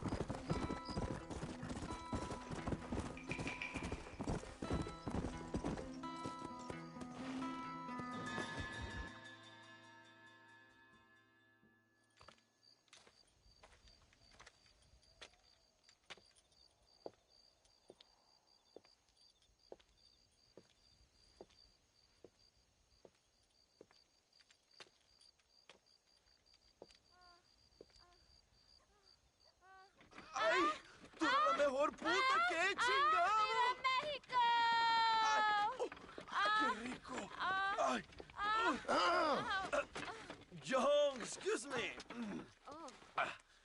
Oye, mamita, cuando te vea la próxima vez que sea un poco más durito, ¿eh? And I mean rougher, ¿eh? What would your most loyal follower, Luisa, say about that? Who? Luisa, the girl from Campo Morada? Her, a gentleman never tells, but she was a most wonderful... I just say she was increíble. Yes. Let me tell you something. I strongly recommend her. You take her when you have the chance, my brother. She thinks she's your wife. My wife? These peasant girls, they believe every word a fellow says. So naive. He's really quite charming. I love peasants. Don't you love peasants? I love them. They have such purity. Are you gonna marry her? Ha! Marry a peasant? My dear boy, don't be absurd. I'm going to be the next president of Mexico. My wife will meet ambassadors, kings, other great men. The very thought that I would marry some peasant girl with a tight gun and the hands of a farmer, well, I really don't think so. My mother, que Dios la cuide, would turn in her grave. Interesting. But come on, let's run. I've got an amazing present for you, my brother, huh? Yes? The man you seek. Together, we will bring them to justice. Let's go.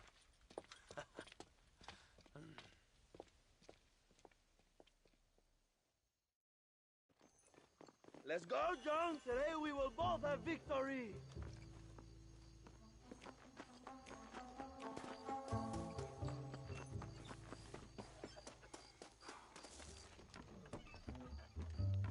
Let's ride, my brothers.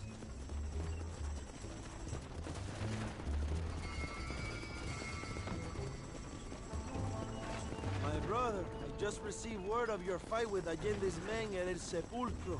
Finally, the Santa is dead. I am happy it was your bullet, John, after what he did to you in Chuparosa.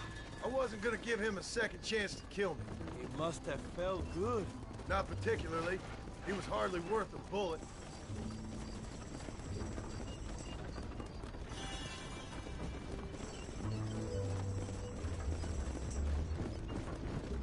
Where are they, Abraham? They are at El Presidio, John. Can you believe it? The place we first met. The scene of one of my greatest victories over Allende's traitors. You could not write a better story. It's a story I want to finish. It is a story we both want to finish, my brother. If my rebels can take El Presidio, then we can move on Escalera. The revolution is happening, John. Are you sure they're there? Escuela and Williamson? Javier Escuella is there. That much I am sure of. I don't know about Williamson. Escuela will do for now. I am told they paid Allende to hide them. They have been in his protection since you arrived in Mexico. You see, you should have trusted your brother, Abraham, all along. When we have them, then you can start making me feel bad. Immediately after you thank me for everything I've done for you, amigo.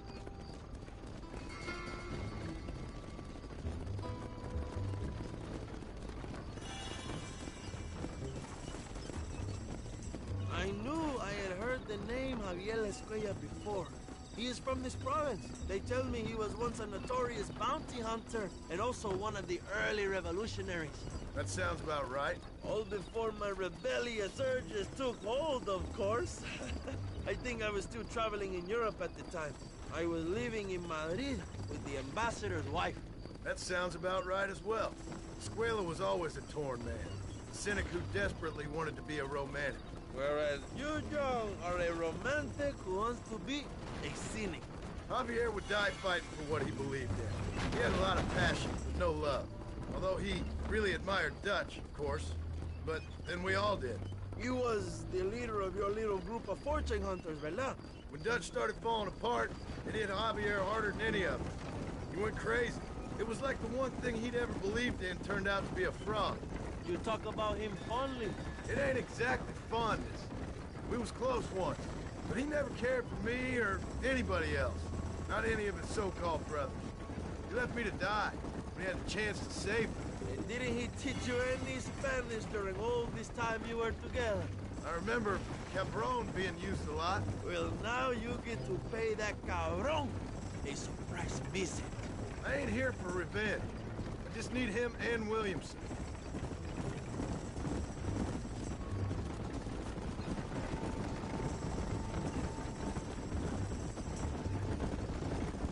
So who was that girl back there? Another loyal supporter of free Mexico. What? You want a name? You can't even remember the name of the girl you're marrying. Have you ever known power, John? I'm a semi-literate farmer and hired killer. I ain't in the power game. Then you will never have the knowledge that any woman will bear your child. And for her, it will be an honor. I've known about enough bastards without making too many more of my own. A man like me cannot be with just one woman. It would be an injustice to the people I have devoted my life to serve. You have an interesting way of serving the people. Kind of like a national gigolo. I owe it to the future of Mexico to breed, my brother. If I can get noble blood flowing through the veins of peasants, can you imagine how great this country can be? An army of reyes, of kings. I wish I'd never asked.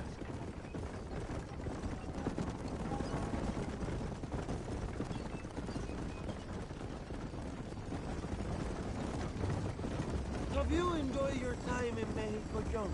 It ain't exactly been a vacation. Why are you talking like this is already over? I don't know. One way or another, this might be the end. What do you think of the Mexican people? I ain't sure. Some of them been kind, but a lot of them tried to kill me. Come, my brother. I know what you Americans call us. Greasers, sun greeners, pepper guts. For a land of immigrants, you don't like foreigners very much. I don't care who a man is, what he does or where he's from. If he treats me right, I'll do the same. It's that simple for you, isn't it? You would make a fine socialist. What about the Chinese workers here? I hear you ain't exactly made them very welcome. That is different. They are an inferior race. You have all the makings of a great leader, Abraham.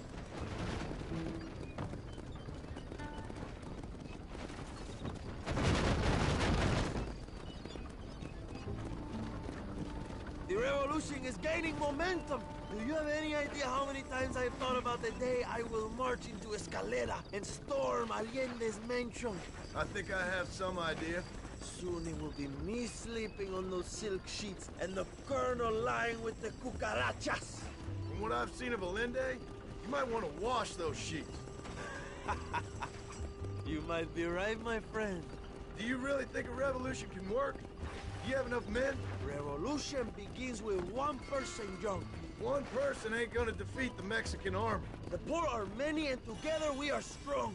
They are ready to fight.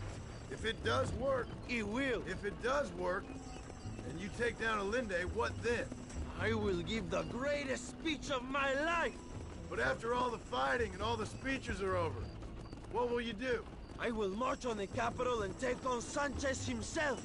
All right, when Mexico's yours, and you have all the power you desire, what will you do with it? Like any great leader, my brother, I will delegate.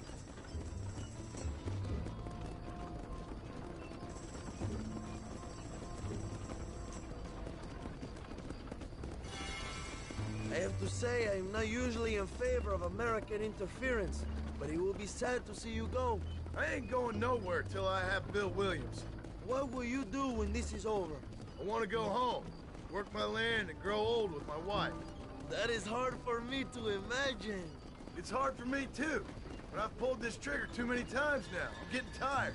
Well, get ready to pull it a few more times. El Presidio will be heavily guarded. Oh, I think I got a few more left in me. Maybe one day you can return to Mexico like Lando Enriquez. A famous outlaw come to die in the sunshine. I can always use a cynical American renegade on my staff. I'll bear that in mind.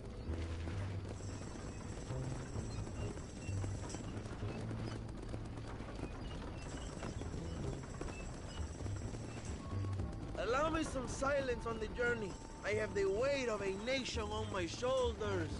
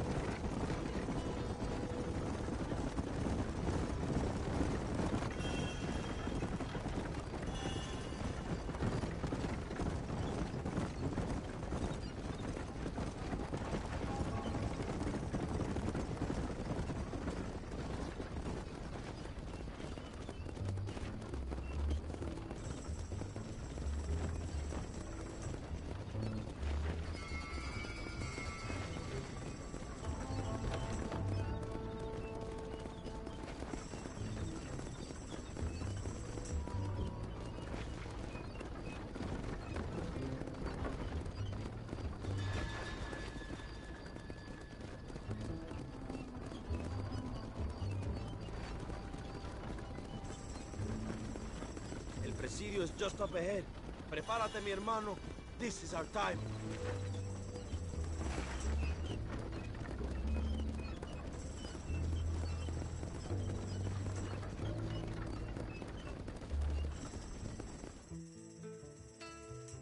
My men will launch a ruse attack on the side entrance to the fort. Meanwhile, you, my American friend, will drive this wagon at the front gate and jump off when you're close. It's been packed with 5 crates of TNT. That sounds crazy. How long's the fuse? Yes, like I say, fun times. It's plenty long enough, I think. I see you in there, amigo. Remember to jump, my friend.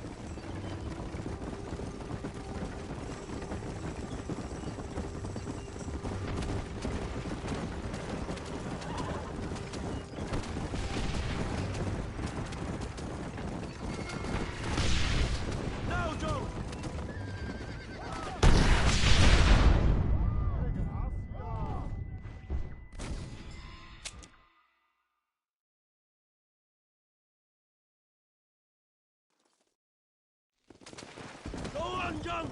You can do this!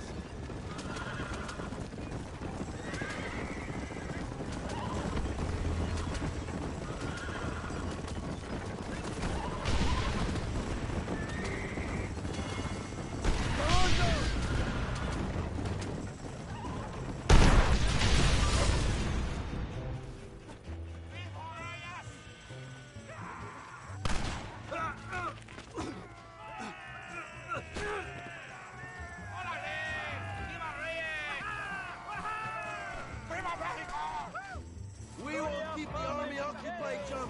You go after Cuella. God damn it! ¡Mátalos!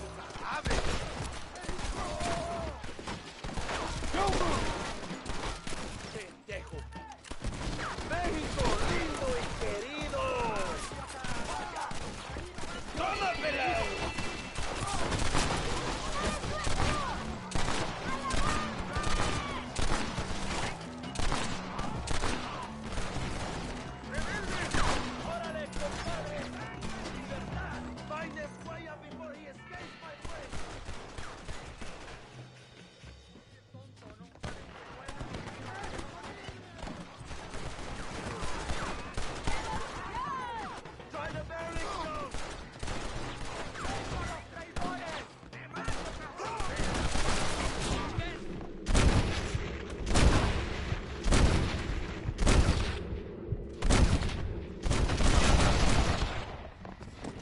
Just give it up!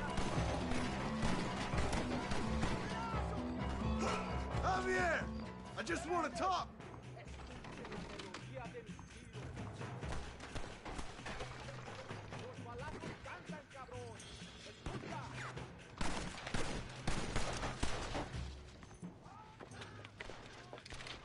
Hello, old friend. It's been a long time. Hello, brother. It's good to see you. I heard you was coming. You took your time, no? Come on, you're not gonna shoot your own brother, are you? We was family. Yeah, we were. Then you and Dutch went crazy and family didn't mean so much. So now you do the government's work. And what do? You just work for a different government. Come on, brother. I think we should go our separate ways, huh? What you and Dutch did was wrong. And the way you left me was wrong. Now, I hate to judge, but as it turns out, it's you or me. The way I see it, might as well be you. We thought you was dead, brother. I promise. I'm telling the truth. Besides, I can give you Bill. In Dutch. Dutch is in Colombia. I can take you straight to him. You left me to die? Whoa. To save your own skin, and now you expect me to care about you? You got it all wrong, brother. I've always loved you. Even now.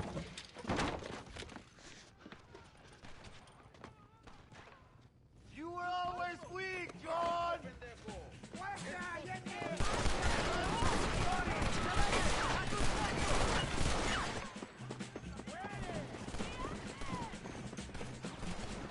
Here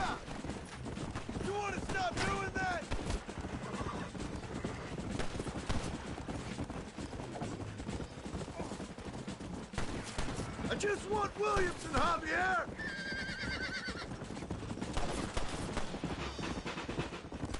I ain't here for revenge! Come on.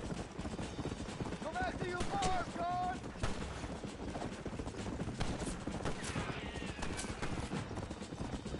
This has to end now! Let's go! You never won! You good at this, John!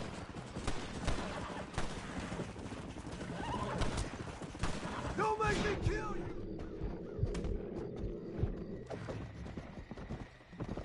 ¡Ah, me lleva la chingada! Come! Who's that we go fishing with now, huh? It's over, old friend. I got you now.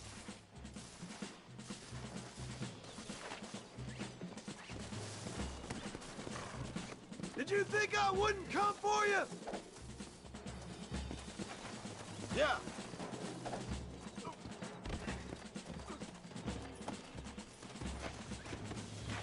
I'm taking you in, my brother. I'll let the others judge you. Where's Bill? I don't know. Where's Bill, you son of a bitch? Do you think I won't kill you, brother? He ain't here, brother. He's with agenda.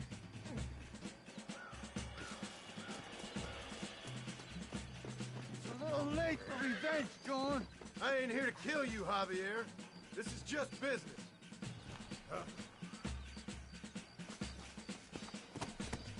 Come on, amigo. Abigail wouldn't want this. Abigail would have killed you already. She always thought you was a creep.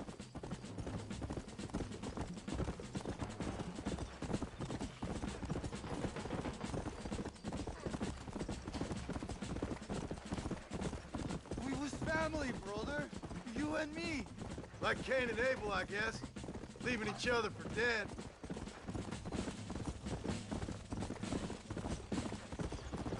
You don't understand what happened. It wasn't like you thought it was. Whatever you say, old friend.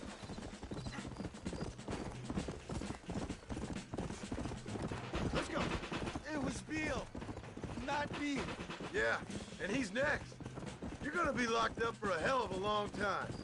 Unless they choose to hang you. Finally, you have what you came for, my friend. You and Bill are back together. Two crazy men sharing a bed. Go to hell, you pathetic fool. ¡Que viva México! ¡México libre, ándale! Dutch never liked you, you know? Cuidado, camarada. Tenemos movimiento. I gave up caring about him or you a long time ago, friend. As I say, this ain't been a social call. It's just business. Ah, you piece of shit. Hope you're sure about what you're doing, brother. You saw me out. Didn't that life we had mean nothing to you? Oh! Ah, you puto. Oh, one day, I promise you, you're gonna regret this. One day's about all you got left. I hope you and your wife and children rot in hell. You know that life we lived is over. And when we was living it, it didn't mean nothing anyway. It was just an excuse, and we all knew. What I knew is that you was always a puto. And you're still a puto. Marston, come with me. The army sent reinforcements. Come. Yeah, go with your puto. We have Por to hold aquí. the fort, John. Use one of the cannons.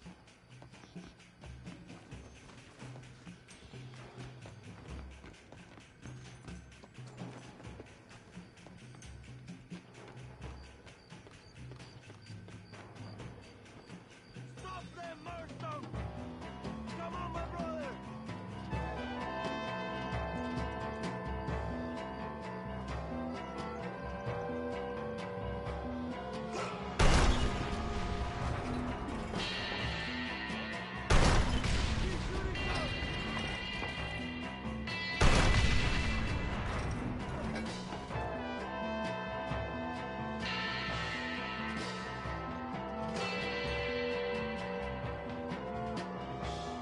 Maten a todos.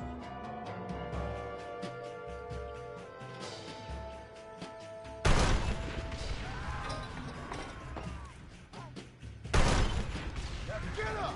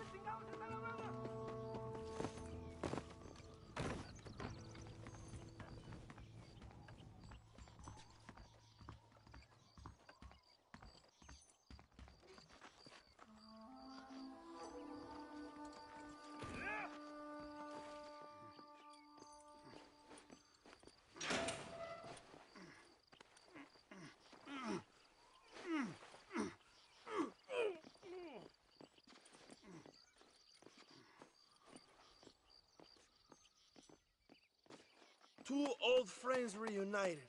It is a beautiful thing.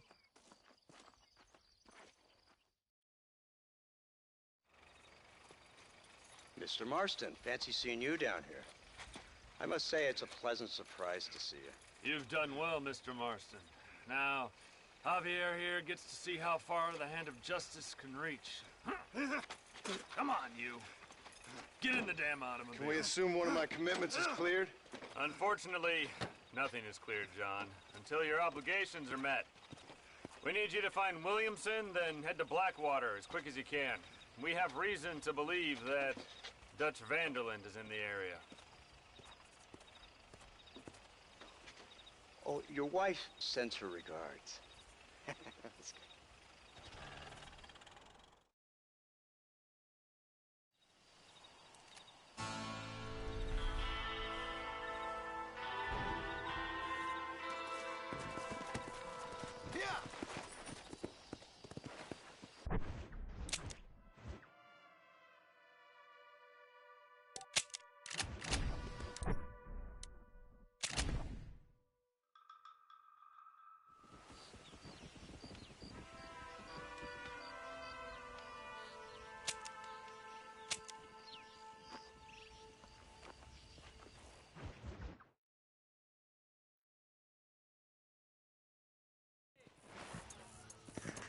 Go!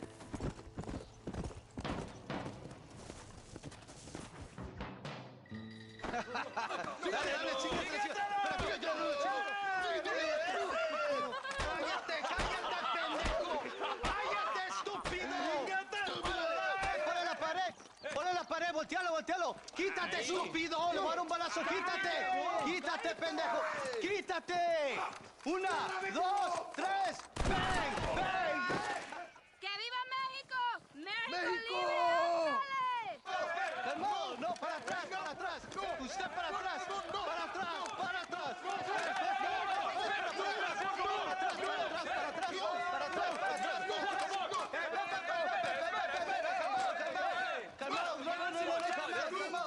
¡Rebeldes! ¡Escuchen cómo explota! ¡Aguantamos a traidores! ¡Otra vez! Welcome to Mexico. My brothers and I are just discussing the future of our country. Okay, let this man go. And who are you, gringo? I'm no one. But unless you want this town to tear you and your boys to shreds, I suggest you let him go. And you think you could tell me what to do, friend? Oh, you should listen to him, friend. Look at that. You want to risk it? The American is a drunk. If I were you, I would pull that trigger. Put the gun down, Americano. ¡Ya! ¡Ya, mátalo! ¡Dejen mi hombre! ¡Mierda! ¡Ay, Dios mío! ¡Puta Santa María! So you want to settle this now, friend? Or you want me to shoot you in the head right now for that poor girl? Okay, but we fight like men, not like dogs.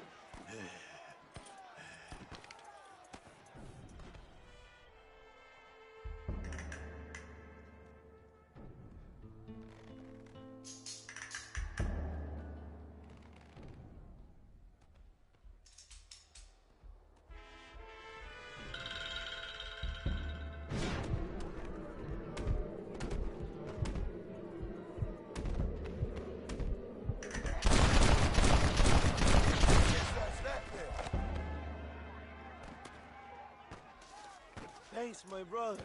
Now the people are finally ready. Today we overthrow the Coronel.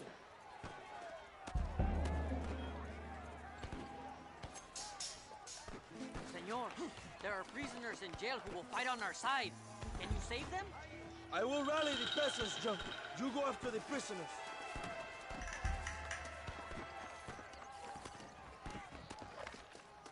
¡Por favor! ¡No hicimos nada!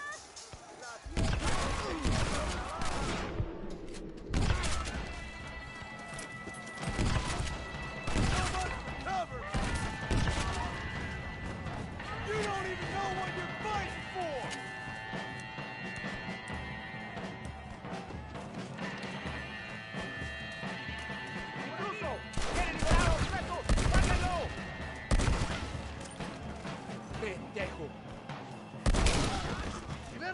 amigo.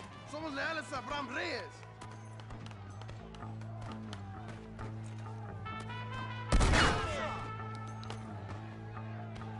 Para las cerraduras, compadre.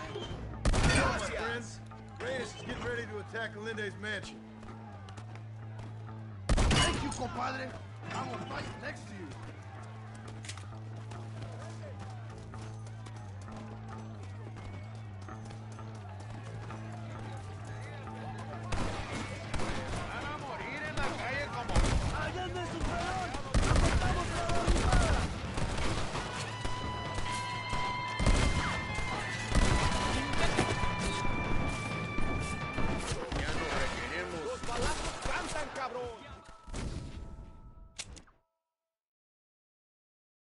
¡Allende es un peón! ¡Aceptamos la barricada!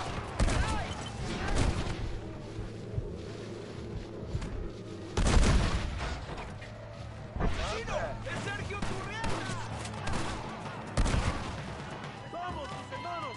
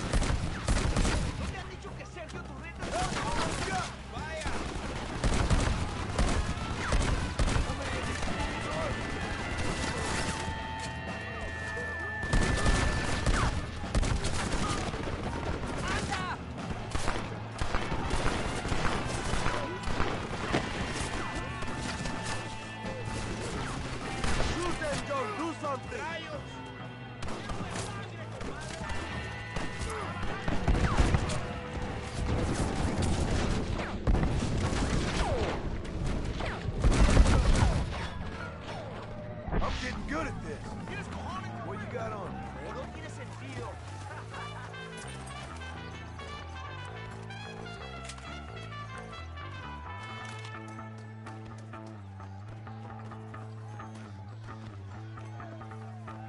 Go for the machine gun, John. Observa mi puntería, pelado. We can use gunpowder to blow the door open. We will set up the barrels. Wait for my signal.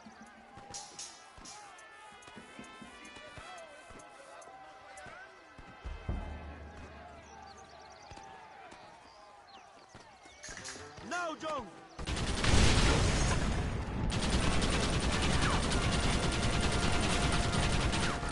¡Abra fuego!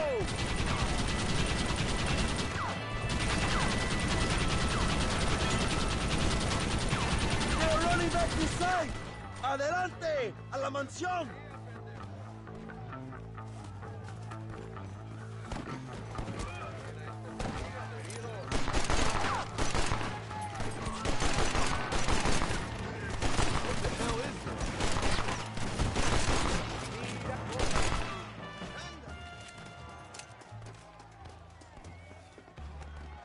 ¡Traigan hachas! ¡Echen la puerta abajo!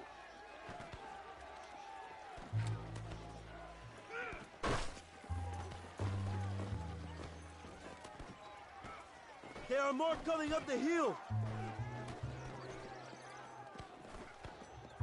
Defend the gate, Joe! Nobody gets through! You're all about to have holes put in you!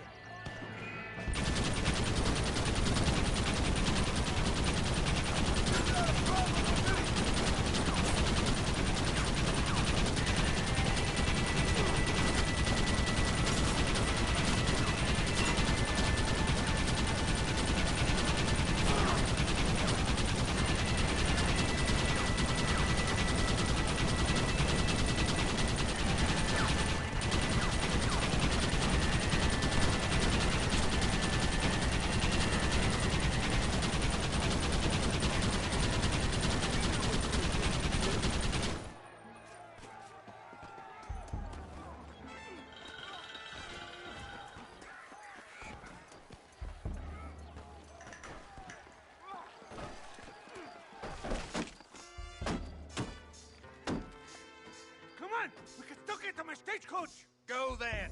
I'll cover you. They're getting away. We have to stop them. Vámonos! Date prisa, cabrón! To their horses, compadre. We cannot let them get away. Give up, Williamson! I already got Escuela!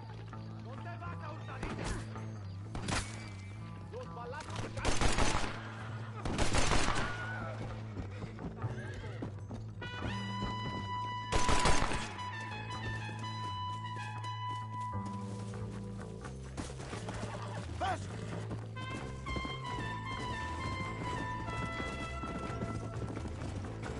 We should have sent your padres!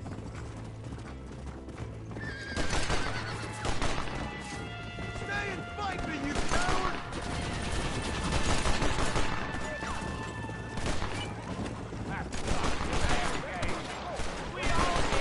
Now I'm fucking with you, Bill!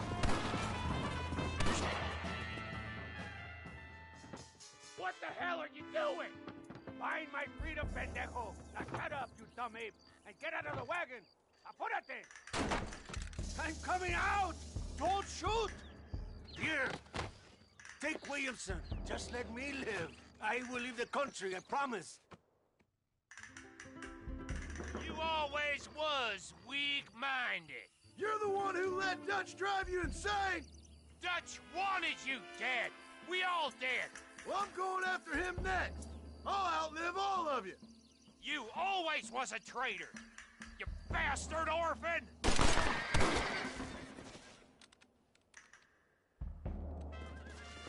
Allende is dead. Mexico is mine.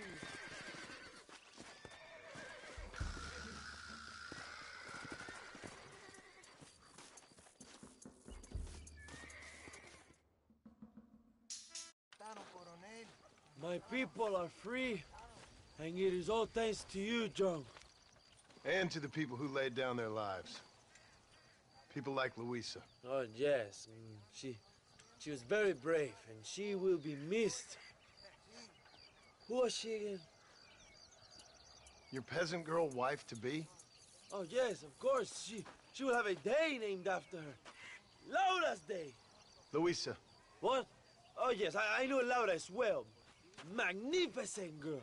Like riding a pompous bull it was, amigo. You never saw anything like it. Anyway, enough about sport. Let's get back to politics. I trust you will join us in riding on the Capitol. I'd love to, but with Williamson dead, my jailers need me back in Blackwater. ¿Qué hacen? Levántense. Well, I must say, I'll miss you, John Marston. I doubt you'll even remember me, Abraham, but it's been an experience. Good luck with the revolution. If you win power, remember why you wanted it. Well, travel safely, amigo. Vámonos.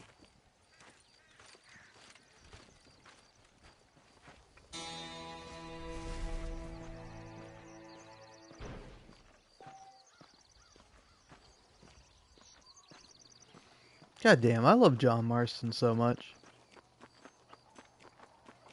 He's really such a compelling character.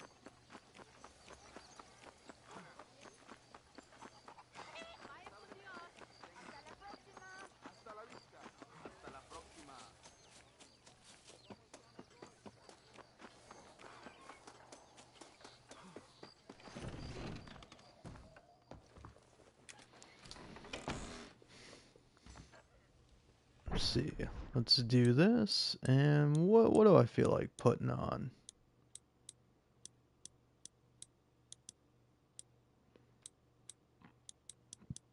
Yeah, you know what? It's gotta be a Legend of the West. What else could it be?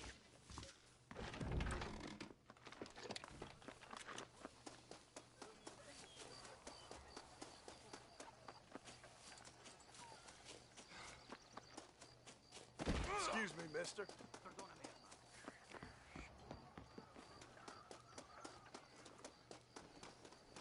Welcome to my tienda. Howdy, mister. Buenos dias, senor. I see Ah, your the semi-auto guns. pistol.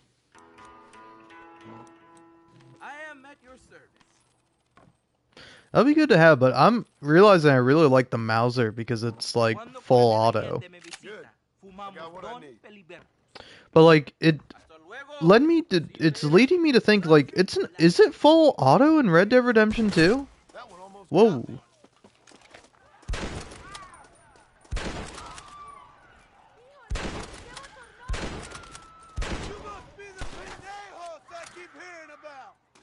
Damn.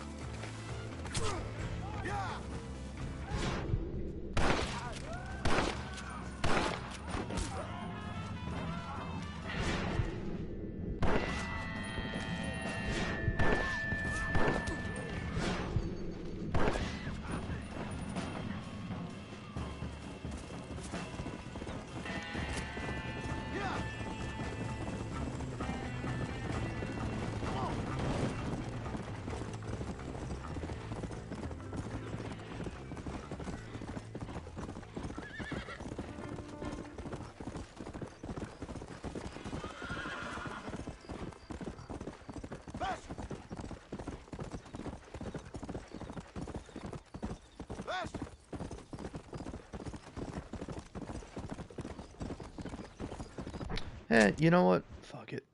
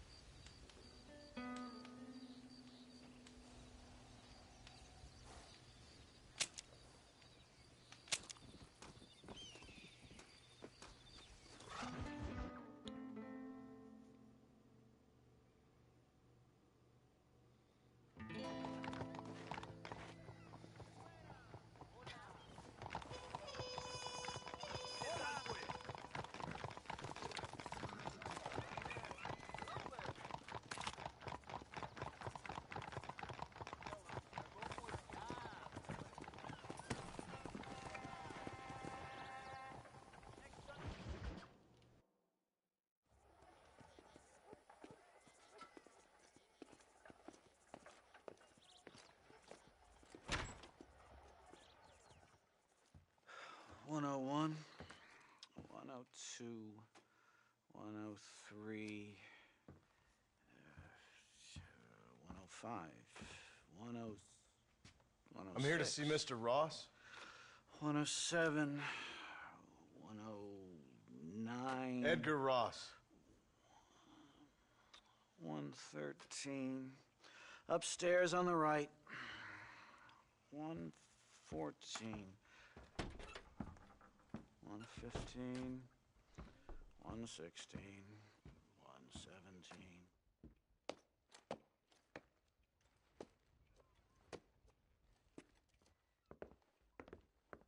Mr. Marston, so glad to see you. How was your journey? Where's my wife and son? Being well looked after. Well looked after. I want to see him. Mr. Ross wants to speak with you. We've had some important developments. You want me to take out a gun and blow a fucking hole in your head right here? Right now? You want that? Mr. Marston. You want that? Mr. Marston, I ask you to calm down. Why? Why? I did what you asked. I got you Williamson and Escuela. It's over. Stop playing games with me. No one's playing games with you, Mr. Marston. But if we were to play some games, there'd be some interesting ones we could play. Thanks, sir. Like hanging you for murder, or confiscating all your property, like that little farm of yours, or having you put in an electric chair. Those are the sort of games we could play. But we choose to play a different game.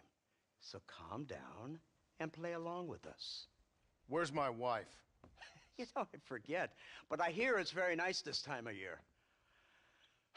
Mr. Marston, please, I've never insulted your meager intelligence. Do not insult mine. We've done this little deal for your freedom in exchange for all your men from your old gang. You gave us Williamson and Escuela. We still don't have Vanderlyn, but now we know where he is. Then go and shoot him. No, sir. I want you to shoot him for me. And then I'll let you be. The last thing I want to do is make martyrs out of all these people. He could be killed by some petty squabble by another lowlife. We believe Vanderlyn is holed up with a group of renegades near the wreck of the Serendipity riverboat. Yes. Another group of renegades. Obviously, the first group, your group, has, shall we say, been disbanded? Disbanded. Anyway, Mr. Fordham, Mr. Marston, shall we go? Oh, Mr. Marston, your wife and son are doing well. Let's both try to ensure things stay that way. Okay? After you, sir.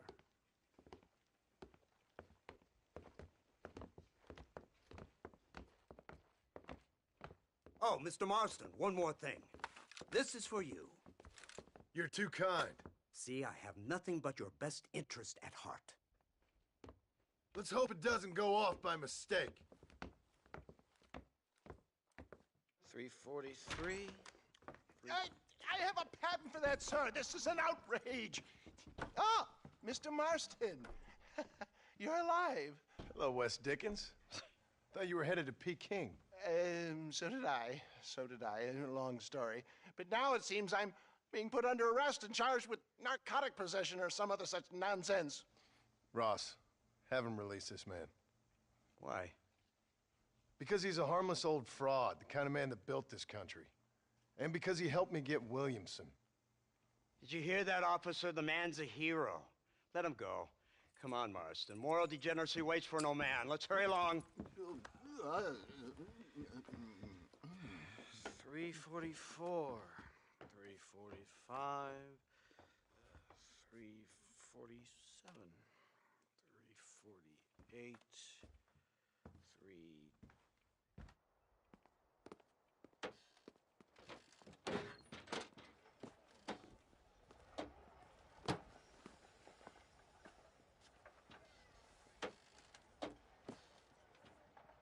All right, Mr. Fordham, onward!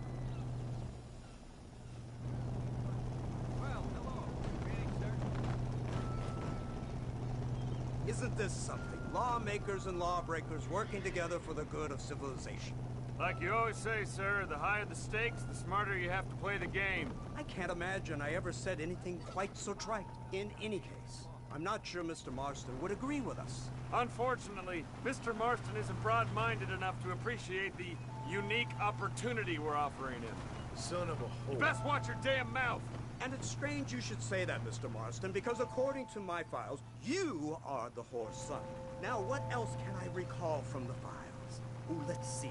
You killed hundreds of innocent people. You've robbed at least 40 banks that we're aware of. They told us there was a prize when you got to 50. I'm glad this is all such a joke to you. I want my family. And I'm sure all the men you murdered wanted their families too. Come now, you're stupid, but you're not that stupid. We both know how this has to be, and it could be all over today. As soon as we find Dutch Vanderlyn, you can go back home and play being a farmer again, or whatever else you've been pretending to do for the last few years. First it was Bill, now it's Dutch.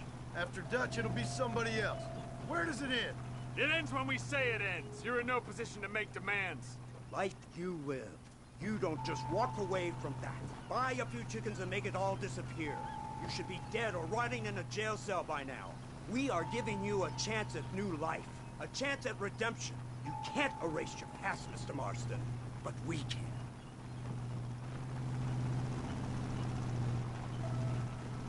She's running well, sir. Such an elegant way to travel. What do you think of this automobile, Mr. Marston? Slow. But so convenient and reliable. Are you comfortable? No. You see this, Mr. Fordham? The brooding cowboy. There aren't many of these left, you know. A bit of a cliche, admittedly, but still a dying breed. Like the buffalo. Just as dumb, but not quite as noble. They move most cows by rail these days, I hear. Not where I'm from, they don't. But you aren't from anywhere. A new dawn is breaking, Mr. Marston. This is the age of the machine. And soon, we'll all be living on the moon. Maybe. This is the future. Anything is possible. Finally, this godforsaken land is entering the 20th century. Prosperity has arrived. In the form of assholes like you. I don't understand you people.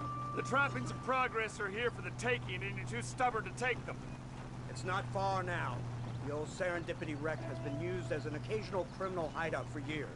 We were informed that Vanderlyn and his gang are making camp there.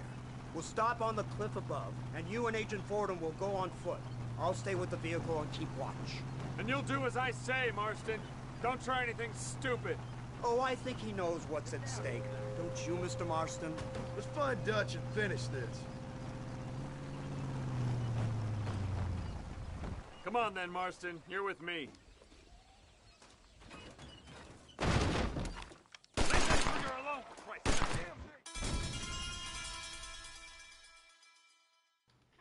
Oh, please. I barely knocked his hat off.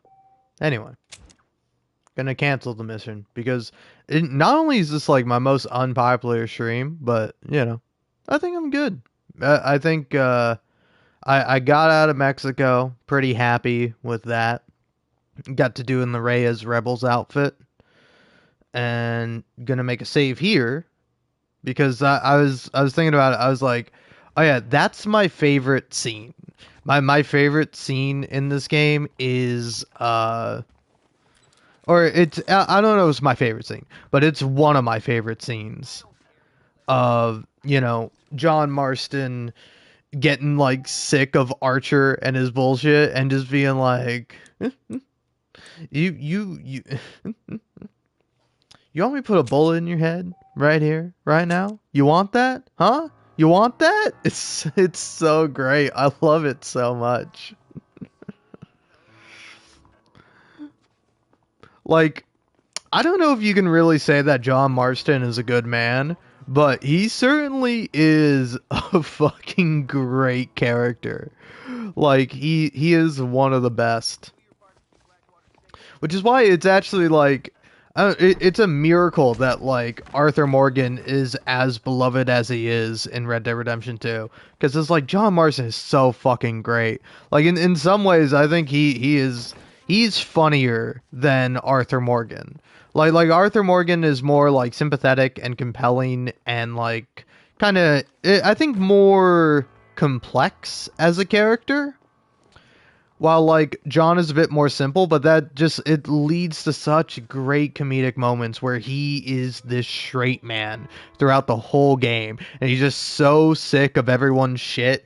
And he's, like, constantly calling people out. And he's, like, doubting and questioning. And he's such a fucking good character, man. Like, I think they really knocked it out of the park with fucking John Marston. And then they're like, hey, you want to see me do it again? Fucking say what you will about Rockstar, but they write some good goddamn characters. Alright, so with that, I'm going to end it here. Probably going to delete Red Dead Redemption.